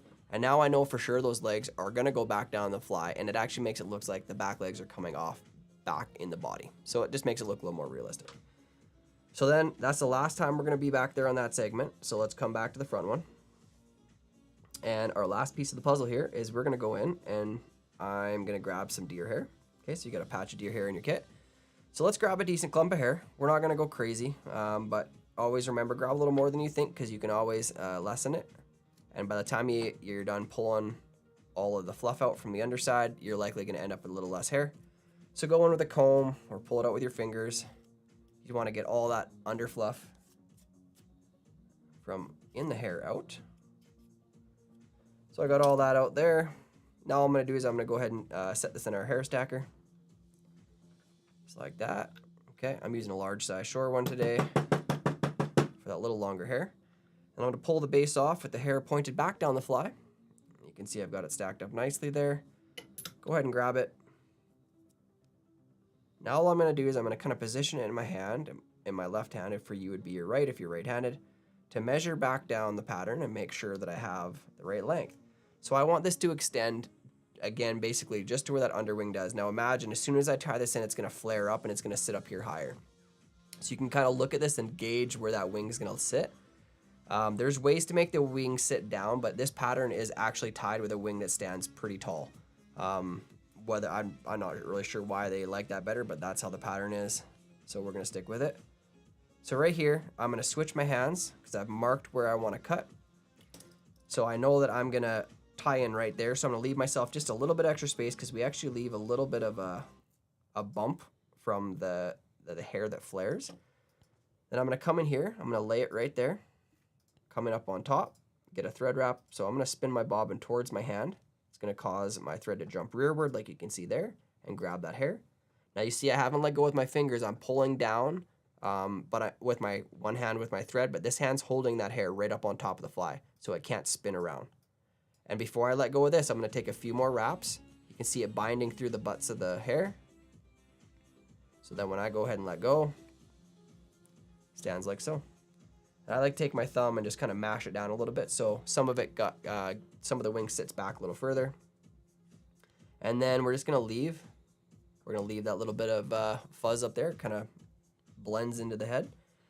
And now all I'm gonna do here is whip finish this fly, and then we're gonna cut some legs and we're done. Super easy pattern. Can definitely bang out. Do you know who it was named after? Charlie Boy Howard? Yeah. No, I don't. I mean, I could guess, but I'm guessing since you're asking, it's not who I think it is. Well, who do you think it is? Well, Charlie Craven, but if you're saying that, you're acting like that's not who it is, so. Well, it's Charlie Boy. Charlie Boy. Named after his son, Charlie Boy. So nice. It was exactly who I thought it was. what you were thinking, but you got confused. So he said, I love this pattern because it floats well. And the best part is it's very easy and simple to tie. Yes. Very, very simple. I will show you, actually, once I'm done cutting the legs, I'll show you one variation I made on it and another one that I was tying earlier that I like as well. So what I'm going to do is I'm going to pull these legs back so they sit right at the back of the fly, okay? And now I'm not stretching them, nothing like that. I'm just going to cut them right at the back of the foam so they're the same length. Then I'm going to pull these guys forward and I'm going to cut them shorter. I want these front legs to be shorter than the back ones. It doesn't have to be by a ton, but by a little bit. And then when you look at it from on top, you can kind of tell, this one's got a little bit of a bend in it, but you can tell that they're a little slightly shorter. And that is basically the Charlie Boy hopper, guys. I'm going to put just a smidge of resin right on the whip finish mark. So other colors, Chaz asks, other colors could be, I would suggest purple. Purple? I would suggest pink for October bobber eaters. Cam can be, Dan, you can buy a hair stacker and you can do that at Rocky Mountain Fly Shop with your razor blades. And if you get that up to $99 Canadian, which is about $18 American, they will even ship to you for free. Ships for free. Okay, guys, this is the original version. I'm going to show you the little variation. Here comes the variation. Oh, look at that. So simply by tying a knot in the back legs, definitely curves it to look a little bit more hopperish. And then instead of leaving the butt of hair up here, all I did was I put just a tiny piece of cider foam, which just helps you see a little bit better. Yeah. So nothing complicated, but little variation. It doesn't take much time. So something I would say that not only do those legs have knees and they look like, I mean, how much does a fish inspect the knees and whatever? But what I think that could do for this fly is work like a, what are those boats called? Catamaran. Yeah. Yeah. Hold a little more stable. Yeah, because sometimes what I've found is these hopper patterns or foam patterns, stoneflies, that aren't flatter on the bottom. They don't really have a keel-ish to stay up. So they're kind of over. But so when you do something like this, I think those legs will work more like catamaran. Is that what you said? Yeah. Boom, boom. Kind of hold it up a little bit better. Cider foam, why is that important? Because the white glare, especially in different times of the year when the sun's at a different angle, make it really hard to see flies that are natural colors. But natural colors might be what's working. And then so having a little cider foam at the top, it contrasts that white. So pink, yellow, sometimes they do like a red and a yellow because they contrast differently. And depending on how the fly turns. So yeah, the great variation to the Charlie Boy version 9000. Yeah, it's a gooder. Well, look at this, Tim. It's not even midnight. I know. Nice. Yeah, I like this week's flies were awesome. I love these ones. I love foam. I know you guys do too. And I think because it's. Why don't you grab the kit? Let's show everybody the entirety of what we've been tying up this year. And I just got official word that Chaz has given the kit to Mike Ploy, the guy that we thought was Ploy Boy. Ploy Boy. And it looks like he's coming to IF4 this weekend. Well, so that is a double whammy for both of us. So we get to give the gift to Chaz when he shows up this weekend, and Mike gets to get his season 5 kit. So welcome to the official TNL fam, Mr. Ploy. Yeah, that is awesome. So guys, we already filled this whole box. This was I don't even remember when we filled this up. That wasn't that long ago, I guess. But we've got at least 2 weeks into this one, and this one's already half full. You don't even have tonight's flies in there? I don't have tonight's flies in there yet. So it's crazy how many flies. And I basically in my tying process, I've done the research, the tying before, kind of with my stuff, and I bring a kit here just like you have, and I basically see how many flies I can get out of each one. Because we advertise up to 5, and lots of times I'm there. Yeah. There's a couple times I haven't, but most times I've hit the 5 flies every time, and So there's a ton of flies. Yeah, five flies, and then sometimes there's a bunch of extra material, and I know people have just added hooks and hardware, and they've gone beyond. Like dubbing. Yeah, so that's in tonight's kit. That amount of dubbing. Crazy. It's probably like a $6 pack of dubbing, and it's still worth $6 because you're not going not to enough, use you don't use much. Enough of it. So, question was, that is Solares Bone Dry. It is. There's a couple other Solares, but they're thicker, and honestly, that Bone Dry is. I want to switch mics. Yeah, sorry. It's fantastic. I fell in love with it. It's like a weird warm hug when you slide into that. Well, it's like, I guess some people would call me maybe a little bit more, I don't know the right word, maybe new age-ish tire. There's a lot of traditional guys that don't like probably some of the things that I do with that resin. Even, I'm going to show you next week on the Purple Haze. posts are a struggle for some people. Yeah. I love using a little bit of solar res in my motion of doing that to stiffen up the post to make your thread wraps Yeah, easier. because when the post is stiff, you can see wrap away. Back to the beginning Wrap about attack, meat, sausage meat. sausage, and someone's eggplant emoji. There's a lot of good uses for the bone dry. Sean has a good question. What are these fly boxes? Well, these are our own fly boxes, which we're in a developmental phase of putting together. But a very similar fly box can be found at Rocky Mountain Fly Shop, and I will take you guys gladly over to. Let's do this. Great boxes. This is just me farting around on razor blades. I believe fly box because there they are. That's not them. This is them. Oh yeah, right there. Right there. That's the fly box. 450 flies if they're chronomids. Yeah. But yeah, so anyways, those are there. They got 5 left in stock. I know some people were going to pick them up this weekend on Saturday, but after showing this, and they could all be gone. Woot woot. $32.99, or you can do 4 payments of $8.25. Look at that. And if you hit $99, so buy 2 of those, about $65, $70, and then you add in something else like a Norvise, you're gonna be you're definitely over $100 free shipping. $99. Why stop there? Add a raft. The whole deal. Well, it's funny you should ask, Timothy, because let's search up the NRS. This is the raft I was talking about. Oh yeah, look at that. I believe that's the one they got right there. 2-person raft. Fun for you and your buddy, you and your wife, you and your girlfriend, you and your boyfriend, or just you. Mm-hmm. You sit in the front and don't row. Hope for the best. That's the deluxe package, and there's going to be a hefty chunk taken off that on Saturday if you come down to IF4, or if you call down to IF4/Rocky Mountain Fly Shop. Oh man. Feels like we've been talking about IF4 for so long. I know it's gonna be so good to be here and to not So to have it looking- over with. I'm just so- excited to be there. No, not at all. Like I'm just super pumped. Yeah, it's so much kind fun. of a top-down view, side That's view. super slick.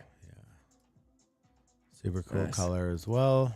Trout gray is very stealthy. You look like river stone.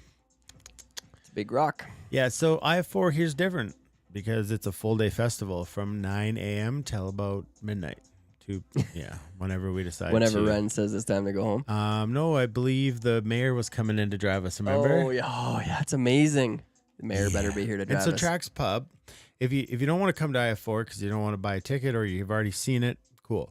Show up at 2:00, 2:30 afterwards, to the pub. Hang out with us because we want to hang out with you. And these hats will be for sale for $29 from $39. The shirts that you saw us get made on the show here, most of those will be getting given away. There will be some for sale if there's any left. But yeah, you can get those at the show as well. Yeah. And we're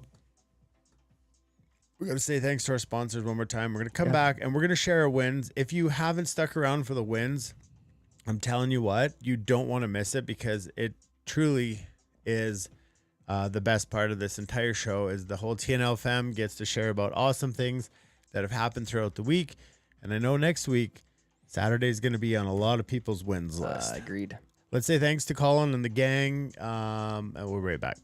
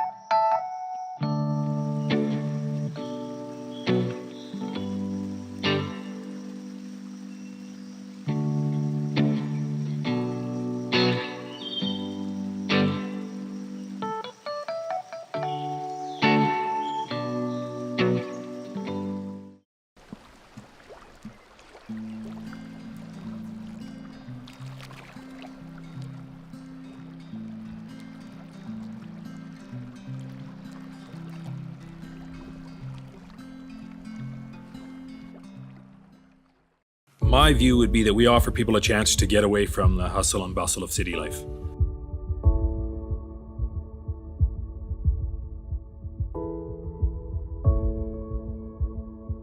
We don't plan for anybody to do anything out here. We just offer them a nice place to have a base, and then they can either drive, good access here to Rocky, Nordegg, all those places if you want to go farther west, or you can stay on the property as long as you want.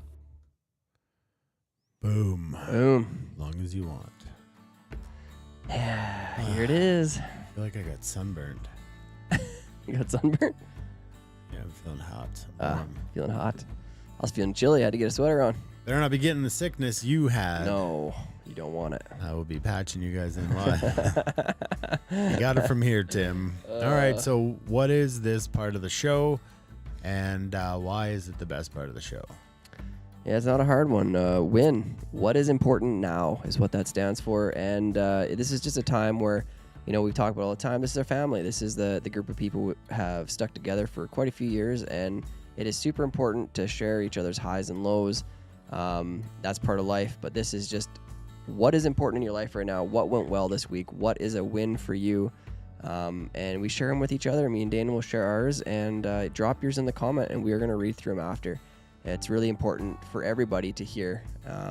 Sometimes there's a little negative in our wins, but it's just important. That's how we get to be there for each other. It's about focus, and your energy goes where you focus. And so understanding through this process of sharing, as you kind of throw it out there, say my win of the week was whatever. I woke up. I'm alive, because that's important, and that's a win. And sometimes some weeks are a struggle, and that is the only win of the week. But there is a win in your week. I would beg to differ. Anybody who doesn't have a win, you're not looking hard enough. And so, we share, you share. We'll put your wins up on the screen, and we'll read them out, and we'll kind of go from there. So as always, Tim goes first. As always, I go first. So my win this week is, right after the show last week, I kind of raced home and packed up the next morning. I left with some of the guys and Ren, and we took off for Manitoba. So I had a kind of my last big hurrah trip for ice fishing. And I've already done that trip once this year, and it was awesome. And I kind of knew what I was getting into, felt a little safer taking Ren, and some warmer temperatures. And I got to be honest, it was just a super incredible trip. The fishing was so-so, but I just had such a fun time, challenging our boundaries with Ren, taking a kid out into the literal nowhere. Middle of nowhere. Hour sled ride each way out into the boonies. It's no joke. But I was super proud of her. She did super well. And I'm just thankful all the time for the time that I get with her. For a wife who's gracious enough to let me take her out of school when she probably should be in school. And just to be able to share those experiences with her. And I'm just, unbelievably thankful for that last little experience. We're about to get into a very busy time of year, so I loved kind of taking these times and getting every moment with her. So so that is my win. Some interesting thing about understanding in a guide's perspective, it's even though it's our turn to go fishing, it doesn't always happen. So remember that. True. Remember that when you go on a guided trip, just because it's your turn to go fishing doesn't mean that the fish also think the same way. That's true. So to get the most out of the experience would be the ticket. So I had a good week. I feel good. I feel good in my body. I feel good in my mind. And I can say quite confidently that has to do with a mindset shift that I had 2 years ago. What was the first year of COVID? 2020? 2019. Yeah, 2019. 2020. Yeah. So at the end of 2020, so for my whole life, if anyone don't know my story, that's fine. I'll kind of briefly share because of the win this week kind of adds to all this. So my winters were my busy season because I played hockey my whole life. I played hockey professionally, and the job was basically September until April, or we always sucked, so we never really went far in playoffs. So my winters always had a giant purpose. Then I came back from playing hockey and I started coaching, and my winters had another 7 years of coaching. They were very busy, which was cool because guess what? I could guide in the summers and I could coach in the winter, fall, whatever. And that was great up until about 4 or 5 years ago, when I decided to officially retire from the game in all aspects, and just kind of devote my life to the guiding industry and to kind of the things that we're doing now. A big reason we started Thursday Night Live was to give us something to do in the winters, and to stay connected with each other, and to stay connected into the fishing community. So that was great. It was really good until about 2020. And I only share this story because I think I felt kind of like called to do this today, thinking someone needed to hear this. But at the end of 2020, COVID went back into lockdown or whatever crap it was, and you just couldn't have people over. So arrest us if you want, but we continued to do Thursday Night Live. And they tried to tell the story. They tried. Tim parked at the Walmart across town. Yeah. I went in covertly, picked him up, drove into the garage, shut the door. We got out. We came down to the studio. We made this fake studio that super far apart. It's not that far. We're not even 5 feet apart, 4 feet. So we created the space so we could be COVID, whatever. But what came with that was the disconnect from people. I enjoy being around people, and I felt like this was good, this was great, this was once a week, and it wasn't enough. And because the other few days of the week, I had nothing to do in the winter. And I remember coming into that winter from guide season, and I was like full panic mode at the end of guide season, because guide season is really busy, and you almost wish it away at one point because it's so busy and you're so tired. And I remember saying to Tim the one year, I said, don't wish it away because it will go quickly, and then you'll be wishing it was back because because it's just so much. Long story longer. That year I was really afraid of, because we got locked down, we kind of got permission to go guiding again. I got to hang out with people. I got to be outside. And then we were coming into the winter again, where it was like, you're getting locked down. You can't see people. You can't be with people. You can't go anywhere. And let's just say there was a very dark space that I entered that winter of like 2020/2021. I remember at one, like, Janine knows this. If I don't get outside enough, she's like, I'm like a dog. I just go nuts in the house and I get frustrated at everybody. She's like, you just need some time outside. Wink, wink, nudge, nudge, which is fair. And I remember coming upstairs to her and I was like, you gotta watch me because I'm not doing well, and I'm in a dark place. I didn't have any plans. I didn't have any intentions, but I knew that I wasn't doing well. I knew that it was stressful, not being able to see people, and I just didn't function in this setting. So yeah, it was. But thankfully, the sun came out, spring came around, and we got to go guiding again. So that kind of freed my soul a bit. It was a dark winter, and then what resurfaced at the end of the next guide season was the same thing, where I was petrified of winter because I'm like, I can't go there again. I can't end guide season because I can't go into winter again because I don't know if I'm going to get through this winter. And I remember Aaron reached out to me and said, hey man, if you want something to do in the winters, I'm doing some hiking / climbing mountains or whatever. I know I've shared a lot about this on here. It's kind of why I'm telling the whole story. And I know that, honestly, like, that has saved me. And Aaron had a really good post the other day where it's just like, we're choosing not to succumb to that.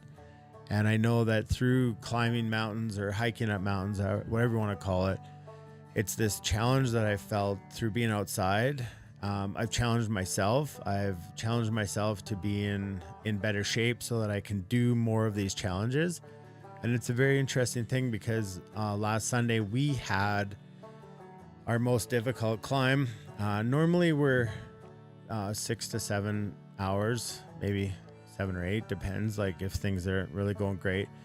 This one was 11 plus hours, and there were so many times on that hill that I wanted to quit. And Aaron's like, "You're going to a dark place to like just," and I was like, "No, dude, I want off. I'm done. I don't want to do this. I want to be out of here." But together we worked ourselves through it. We got to the top. We got to the summit. And it's rare that the summit has zero wind, and this thing had, not a lick of wind, and it was hot out, and we just laid up there together. Like, we didn't cuddle, we sort of did. But we just laid there, and it reminded me of that time that we were in Montana, and fishing was terrible, and it was cold, and then remember the sun came out, and we just sat in that little back cove there, and we just had some drinks, and it was just like everything was right in the world again. Yeah. And I remember sitting up there and reflecting on the journey of that conversation with Janine, where it's like, you got to watch me. And to this point where metaphorically I was as high as I've ever been, because that was the tallest mountain we've ever climbed. And I was sitting there just like, I feel good. I feel healed, and I'm ready to come back down and to pour back into my friends, to pour back into the people, to pour back into you guys. And so, it was just kind of a metaphorical journey that I've been on, and an actual journey. And Sunday was kind of that pinnacle of the biggest, the tallest, the baddest, the hardest. And we did it, and we got down safe. And that's the story. That's my win. It's big. It's a big win. It's a big win. A huge win, dude. That's not just one win, it's many. Yeah. So, Now you guys. So your win can be, like I said, you got out of bed. It can be that you climbed up a mountain. It can be the most innocent thing of spending time with your daughter, which is the most special thing, and getting skunked. Ish. It's skunkished. Skunkished. Okay, you guys. I'm trying to scroll up here. It's weird. Yeah, look, you're starting right. Okay, Perry. Elaine. Oh, Perry, yeah. You go first. Perry says, I got measured for a set of knee braces so I can be more mobile this summer. That is cool, man. Hopefully you get on the water more. Yeah. And Doug says, my win is being able to get together with people I've not seen for quite a while. Quite a while. We'll add you. Dan, my win of the week is realizing I raised 2 strong, independent daughters that are amazing. I wish they knew that I need them way more than they need me. Isn't that the fascinating thing? Because there's the time where they need you more than you need them, and that as things evolve, it Shift turns. happens. Yeah, definitely does. Mr. McKenna booked my flight to Alaska for my nephew's wedding this summer. 7-weight will come along. Drop off in Calgary while you're there. Yeah. Can we win for the week is the weather has warmed up and the fish have woken. Was able to get a first timer on a fish, and the ear-to-ear smile he had told me he was hooked. Have fun, everyone. At IF4, wish I was going, but just can't make it. OQP. Mr. Flink, my win is the fact my wife went through a really tough surgery on her pancreas last week, which ended up successful. Awesome. But an extended hospital stay. I have her home now, and she's recovering really well. She's been my best friend and my wife for 54 years, and I need her around for many more years to come. Oh, buddy. That's incredible. We're super happy for you. Yeah.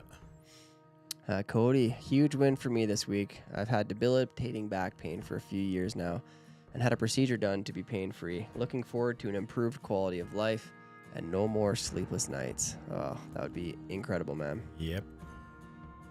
Incredible. Mr. Chas, winning the Flamingo. More importantly, I get to see most of us on Saturday. I hope you all get to Old safe. Win my new Win my new shop heater is epic. I think he had his diesel one or something I saw. Oh, yeah. And confirmed we're going to Disney World in May. Oh, yeah. Disneyland. We're going to Disney World's better than Disneyland. Yeah. All right, Rick. Cheers. Cheers, buddy. Terry. My win is after 24 years in the U.S. Army, came back home to Montana, started fly tying and fly fishing. I bought my first home via this month, so my wife and I have a home of our own. Wow. Oof, that's got to be an And that's amazing Terry feeling. who tied those flies. Yeah. And a round of clicks for a new homeowner. New homeowner. And we thank you for your service. Yeah, Whether it's in Canada or the U.S., I believe we're all the same. Truly. Yeah. Mr. Ploy. Win was getting out ice fishing with the fam Saturday. Beautiful weather, and we all came back with sunburned faces, but it felt so great making memories together. Oh, that's awesome. Adrian, the support systems I have in place, my amazing wife, my amazing family, the healthcare system in Canada. Suffered a small stroke on Saturday. Nothing too serious, but I feel like I took a bullet and I missed most of what mattered. Been a lot of emotion since then, but more to come. Really makes you realize what is important. Yeah, I'm alive. Wow, I'm dude. alive. You're alive. Well, I'm glad you're alive. See, we take something catastrophic or could be a loss and we turn it into a win because that's what it's about here. Yeah. Mr. Bruce, 3-hour walk around Glenmore Reservoir today with my brother. Bagged. Good night. How are the Flames doing? Probably not well. 2-1, 16:50 left. I said if they win tonight, they're going to make playoffs. Like, it doesn't put them in playoffs, but it's just a big win. I said if they lose tonight, it's all over. It's all over. It's like kind of like, going out for dinner. It's like I related being a Flames fan to like, that girl that you're sort of dating, but you're not. And then you go for dinner and it's great. And then she doesn't talk to you for a week. And then she says, hey, want to go for dinner? You're like, yeah, sure. And then you think it's going to be great. And you go for dinner and she picks up her phone and starts talking to other guys. And you're like, what am I doing here? And then you go for dinner again and it's great. And you go to a movie and it's great. And then she doesn't talk to you for 2 weeks. But then she calls you and she's like, hey, do you want to go for dinner? And you're like, it's like watching the Flames game. It's like, I know I shouldn't be watching, but I can't, like, yeah, not. It's so painful. You're but then I'm friend-zoned. like, yeah, but then I'm like, sure, I'll come for dinner. Mr. Jeff. My win isn't about me. We win if we look hard enough, like you said. When we look, we see some amazing things. Last night was one of many outings with my two amazing boys and their girlfriends. And my amazing, beautiful girlfriend went to a great dinner. And I have 4 for a super amazing evening. I was in heaven with wonderful people. I love wins. Yeah. Jeff, I love your perspective. Always positive, always sharing stuff like this. And that's awesome. Keep it up. Awesome. Keep shining your light because when you do, other people feel permission to do the same. Ron, my group of friends I've been fishing with every year for 30 plus. Might have missed. Oh, had my back worked on last year. Much better now. My group of friends. Bonus is we're all heading to Utah this summer for some bull trout action. Yeah. Yeehaw. Mr. Beatty, family win. We may finally have some answers to my daughter's health issues. We've been chasing the problems for a couple years now, but have found a great doc with experience in the area. Looking forward to seeing her get some relief. Yeah. Chronic pain is. Nathaniel, my win is I just got home from dinner with my brother and I get to catch the best part of the show and hear everyone's wins, even though I missed the rest. That's the best part. Yeah. It was a pretty calm, mild show. Yeah. We got to go watch Six Print and Design live. Make some shirts for us. Yeah, that was cool. Super cool. Yeah. Sean, ice fishing last weekend, and my 14-year-old son caught more than me, 0-2. Perfect. But who's counting? He probably was. Probably his son was. Oh my gosh, Andy. All right, Andy's after 22 years in the same industry, the same manager, I've decided it's time to make a change. My boss said he was changing my hours and schedule, and I said, sorry, sir, I'm not. He was wrong. So I'm taking a scary leap and diving into taxidermy shop full time. I'm nervous, I'm scared, and I'm quite excited to see where this will go. But the best part is my family and friends and clients are super supportive. Here goes, no, he said, here goes nothing. And I said, here goes everything, because you're an incredible human. You're super good at what you do, your art, your craft. You're contagious to be around, and it's just going to work. Yeah, it will. Yeah. I'm so pumped for you, man. I can remember talking about this 2 years ago. You were feeling like you just needed to make this leap, and sometimes the way we do it isn't always how we want to do it. But how do you know, Tim? But yes, the leap. You know, it's like me and Colin were having this chat this week. It's like sometimes when there's a safety net, you don't try. You're like, I think, but when the net's gone, it's like. It was like our climb on Sunday. Like, you climb this canyon ridge, and at times I was like one little slip and you're done. So it's over. They're like, and I kept looking down there like, where would I land? How would I land? Is it soft? It's not soft. But in those moments, I truly felt so freaking like alive. Like, just all my senses were heightened. I was like. And so it's just what Andy's going through. It's like, when you just say, I gotta go for it. It's like, this is when you truly will feel alive. And we're excited for you, buddy. Yeah, super excited. Sean, totally know what you felt, Dana. I missed ice fishing, skiing, and a couple months of coaching my daughters because of the concussion. Oh, the concussion. Yeah, being stuck inside affects us all. The win, getting better every day. Yeah, that's. Being stuck inside is not normal for humans. No, it is not. Mr. McPhee, wind's got to be this warmer temperatures. Looking forward to getting back on a river and back in the mountains. Oh, yeah.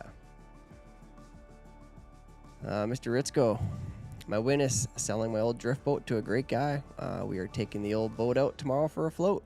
Nice. That works pretty good. It's awesome. Just checking my messages here. Did you get an invite? To what? The float? I didn't. With Mike? No, I guess not. Okay. Thanks for that, Mike. Friends. So I might have had notifications turned off. Yeah. I guess. Oh, Craig. Me? Yeah. Seeing the wins of fly trout, Cody, his family. I have 4 this weekend with my girls, and finally setting up a fishing day in April with fly trout. Long overdue. Oh yeah. Fly Fisher 54, my win is heading out Friday for IF4. Looking forward to meeting some of the TNL family. Yeah, we can't awesome, wait. Man. I'm super pumped. So we talked about this before the show, okay, guys? Because we see an icon, an avatar, a shot of a river, a shot of a mountain, a shot of a guy hanging out of a blue tarp with a hole in it, and or an M for a logo, as you've seen them pop up here. You see us, hopefully. Sometimes we're wearing costumes. Just come introduce yourself. Like, let us know, because we can't unless you're gonna wear your avatar as a face. We want to know you. We want to meet you. We do. And unfortunately, we know you at this level. But if you walk past me on the street, I'm not gonna know you. So come say hi. We want to, high fives and hugs and get to know you. Yeah, and if you haven't had a Chaz hug, you're gonna get one this weekend. There's a lineup. Joe, my win's continuing to build a connection with a wonderful woman who happily accepts fishing. Phew. Great times together this week, connecting with a new Southwest Florida guide and enjoying the Everglades fishery together this past weekend, and the ability to change a more productive schedule on a daily basis. Just an all-around awesome week, and I'm grateful for it all. We're grateful for you, Joe. Thanks for sharing your win. Mr. Souther. My win for the week was another spectacular sled ride out west. Been north and the South Ram Rivers. Love that area. It's better when I'm fishing out there, though. Yeah, it's true. Yeah, but Still it's awesome. to be explored and enjoyed all.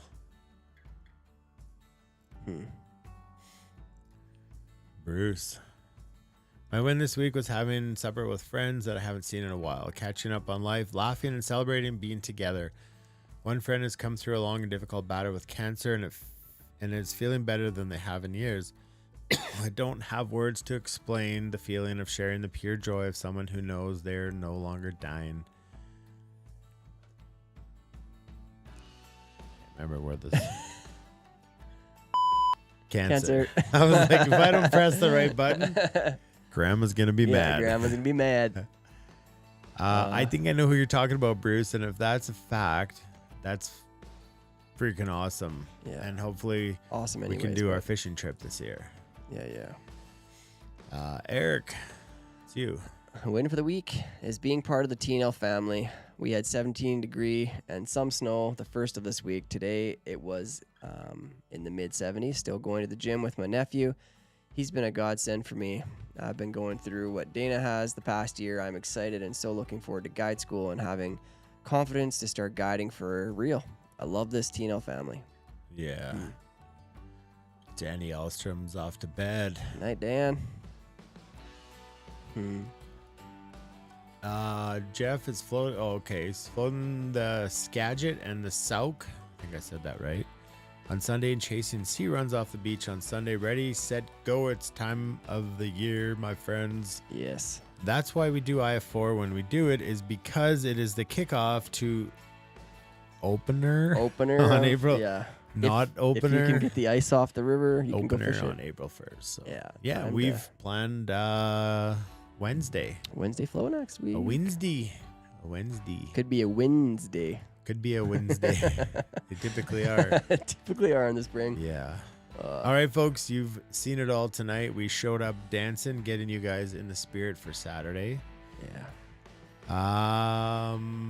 Then we tied some flies. And then we went live with our friends down at 6 Print and Design Company. And as you guys all got to watch them print live, I Love People Catch Fish shirts, which are going to be up for grabs at IF4 on Saturday.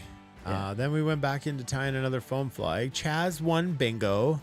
Yes, he did. And then Chaz had the opportunity to give away a TNL Season 5 kit, to which he gave it to Ploy Boy, who will be here on Saturday as well. So the giving is contagious, and the giving continues to spread throughout the awesome TNL fam. And Mike, we're so glad that you get a kit, so you get to see what all the fun is about. And like we said, we're going to keep giving one of those away for the rest of the year. Next week is the 100th episode. No idea what we got planned in this small space that didn't grow. Something will happen. Something will be great. That's how she goes. Yeah. That's how she goes. That's how the show went. That's how the show went. That's how the show went. And to all 60 of you still hanging out with us right now, we love you. We appreciate you. And as the that was just like, if you can read the inside, pretty simple. Be someone's reason to smile today. Yeah. Be someone's reason to smile. Only quality people. Yeah. Love people. Catch fish. In that order. And the Flames just scored 3-2. Oh man. Thank you guys. We Big love you. things on the It's rise. This is a privilege every week to come hang out with you guys. And honestly, like we said before, if you weren't here, it would just be awkward, the two of us. Yeah. So Wouldn't be the same. Well, we wouldn't be here till 9:20 because we're hanging out. Yeah. Conversating, fellowship. Yeah. Just like we're gonna do on Saturday. Absolutely. IF4. Until then, I'm Dana. And I'm Tim. And be someone's reason to smile. We'll see you next week. Episode 100. 100. The Purple Haze and the Evil Weevil. Oh yeah. Bruce's favorite nymph. All right. Bye. Bye. I can feel my body cold against the concrete, but I can't seem to get enough. My mind is fixed on what it wants. I just let you beat me. Looks can be deceiving. Let you get the best of me. In bed with my worst enemy. This is a no-go. I just can't take hold. This is a danger zone. Back up and get me home. This is a no-go. I just can't take hold. This is a danger zone. Back up and get me. So put your hand in mine. Follow me. Let me waste your time. Set up feet. Do some stupid shit. Take a seat. Let me waste your time. So be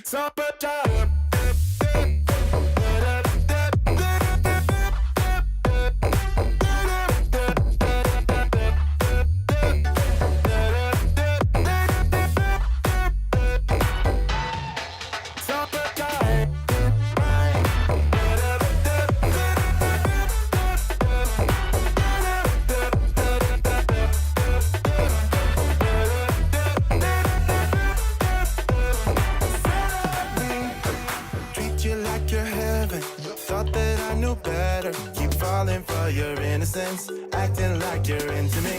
I know this is hopeless, moving in slow motion, trying to control my thoughts, but I can't stop our body talk.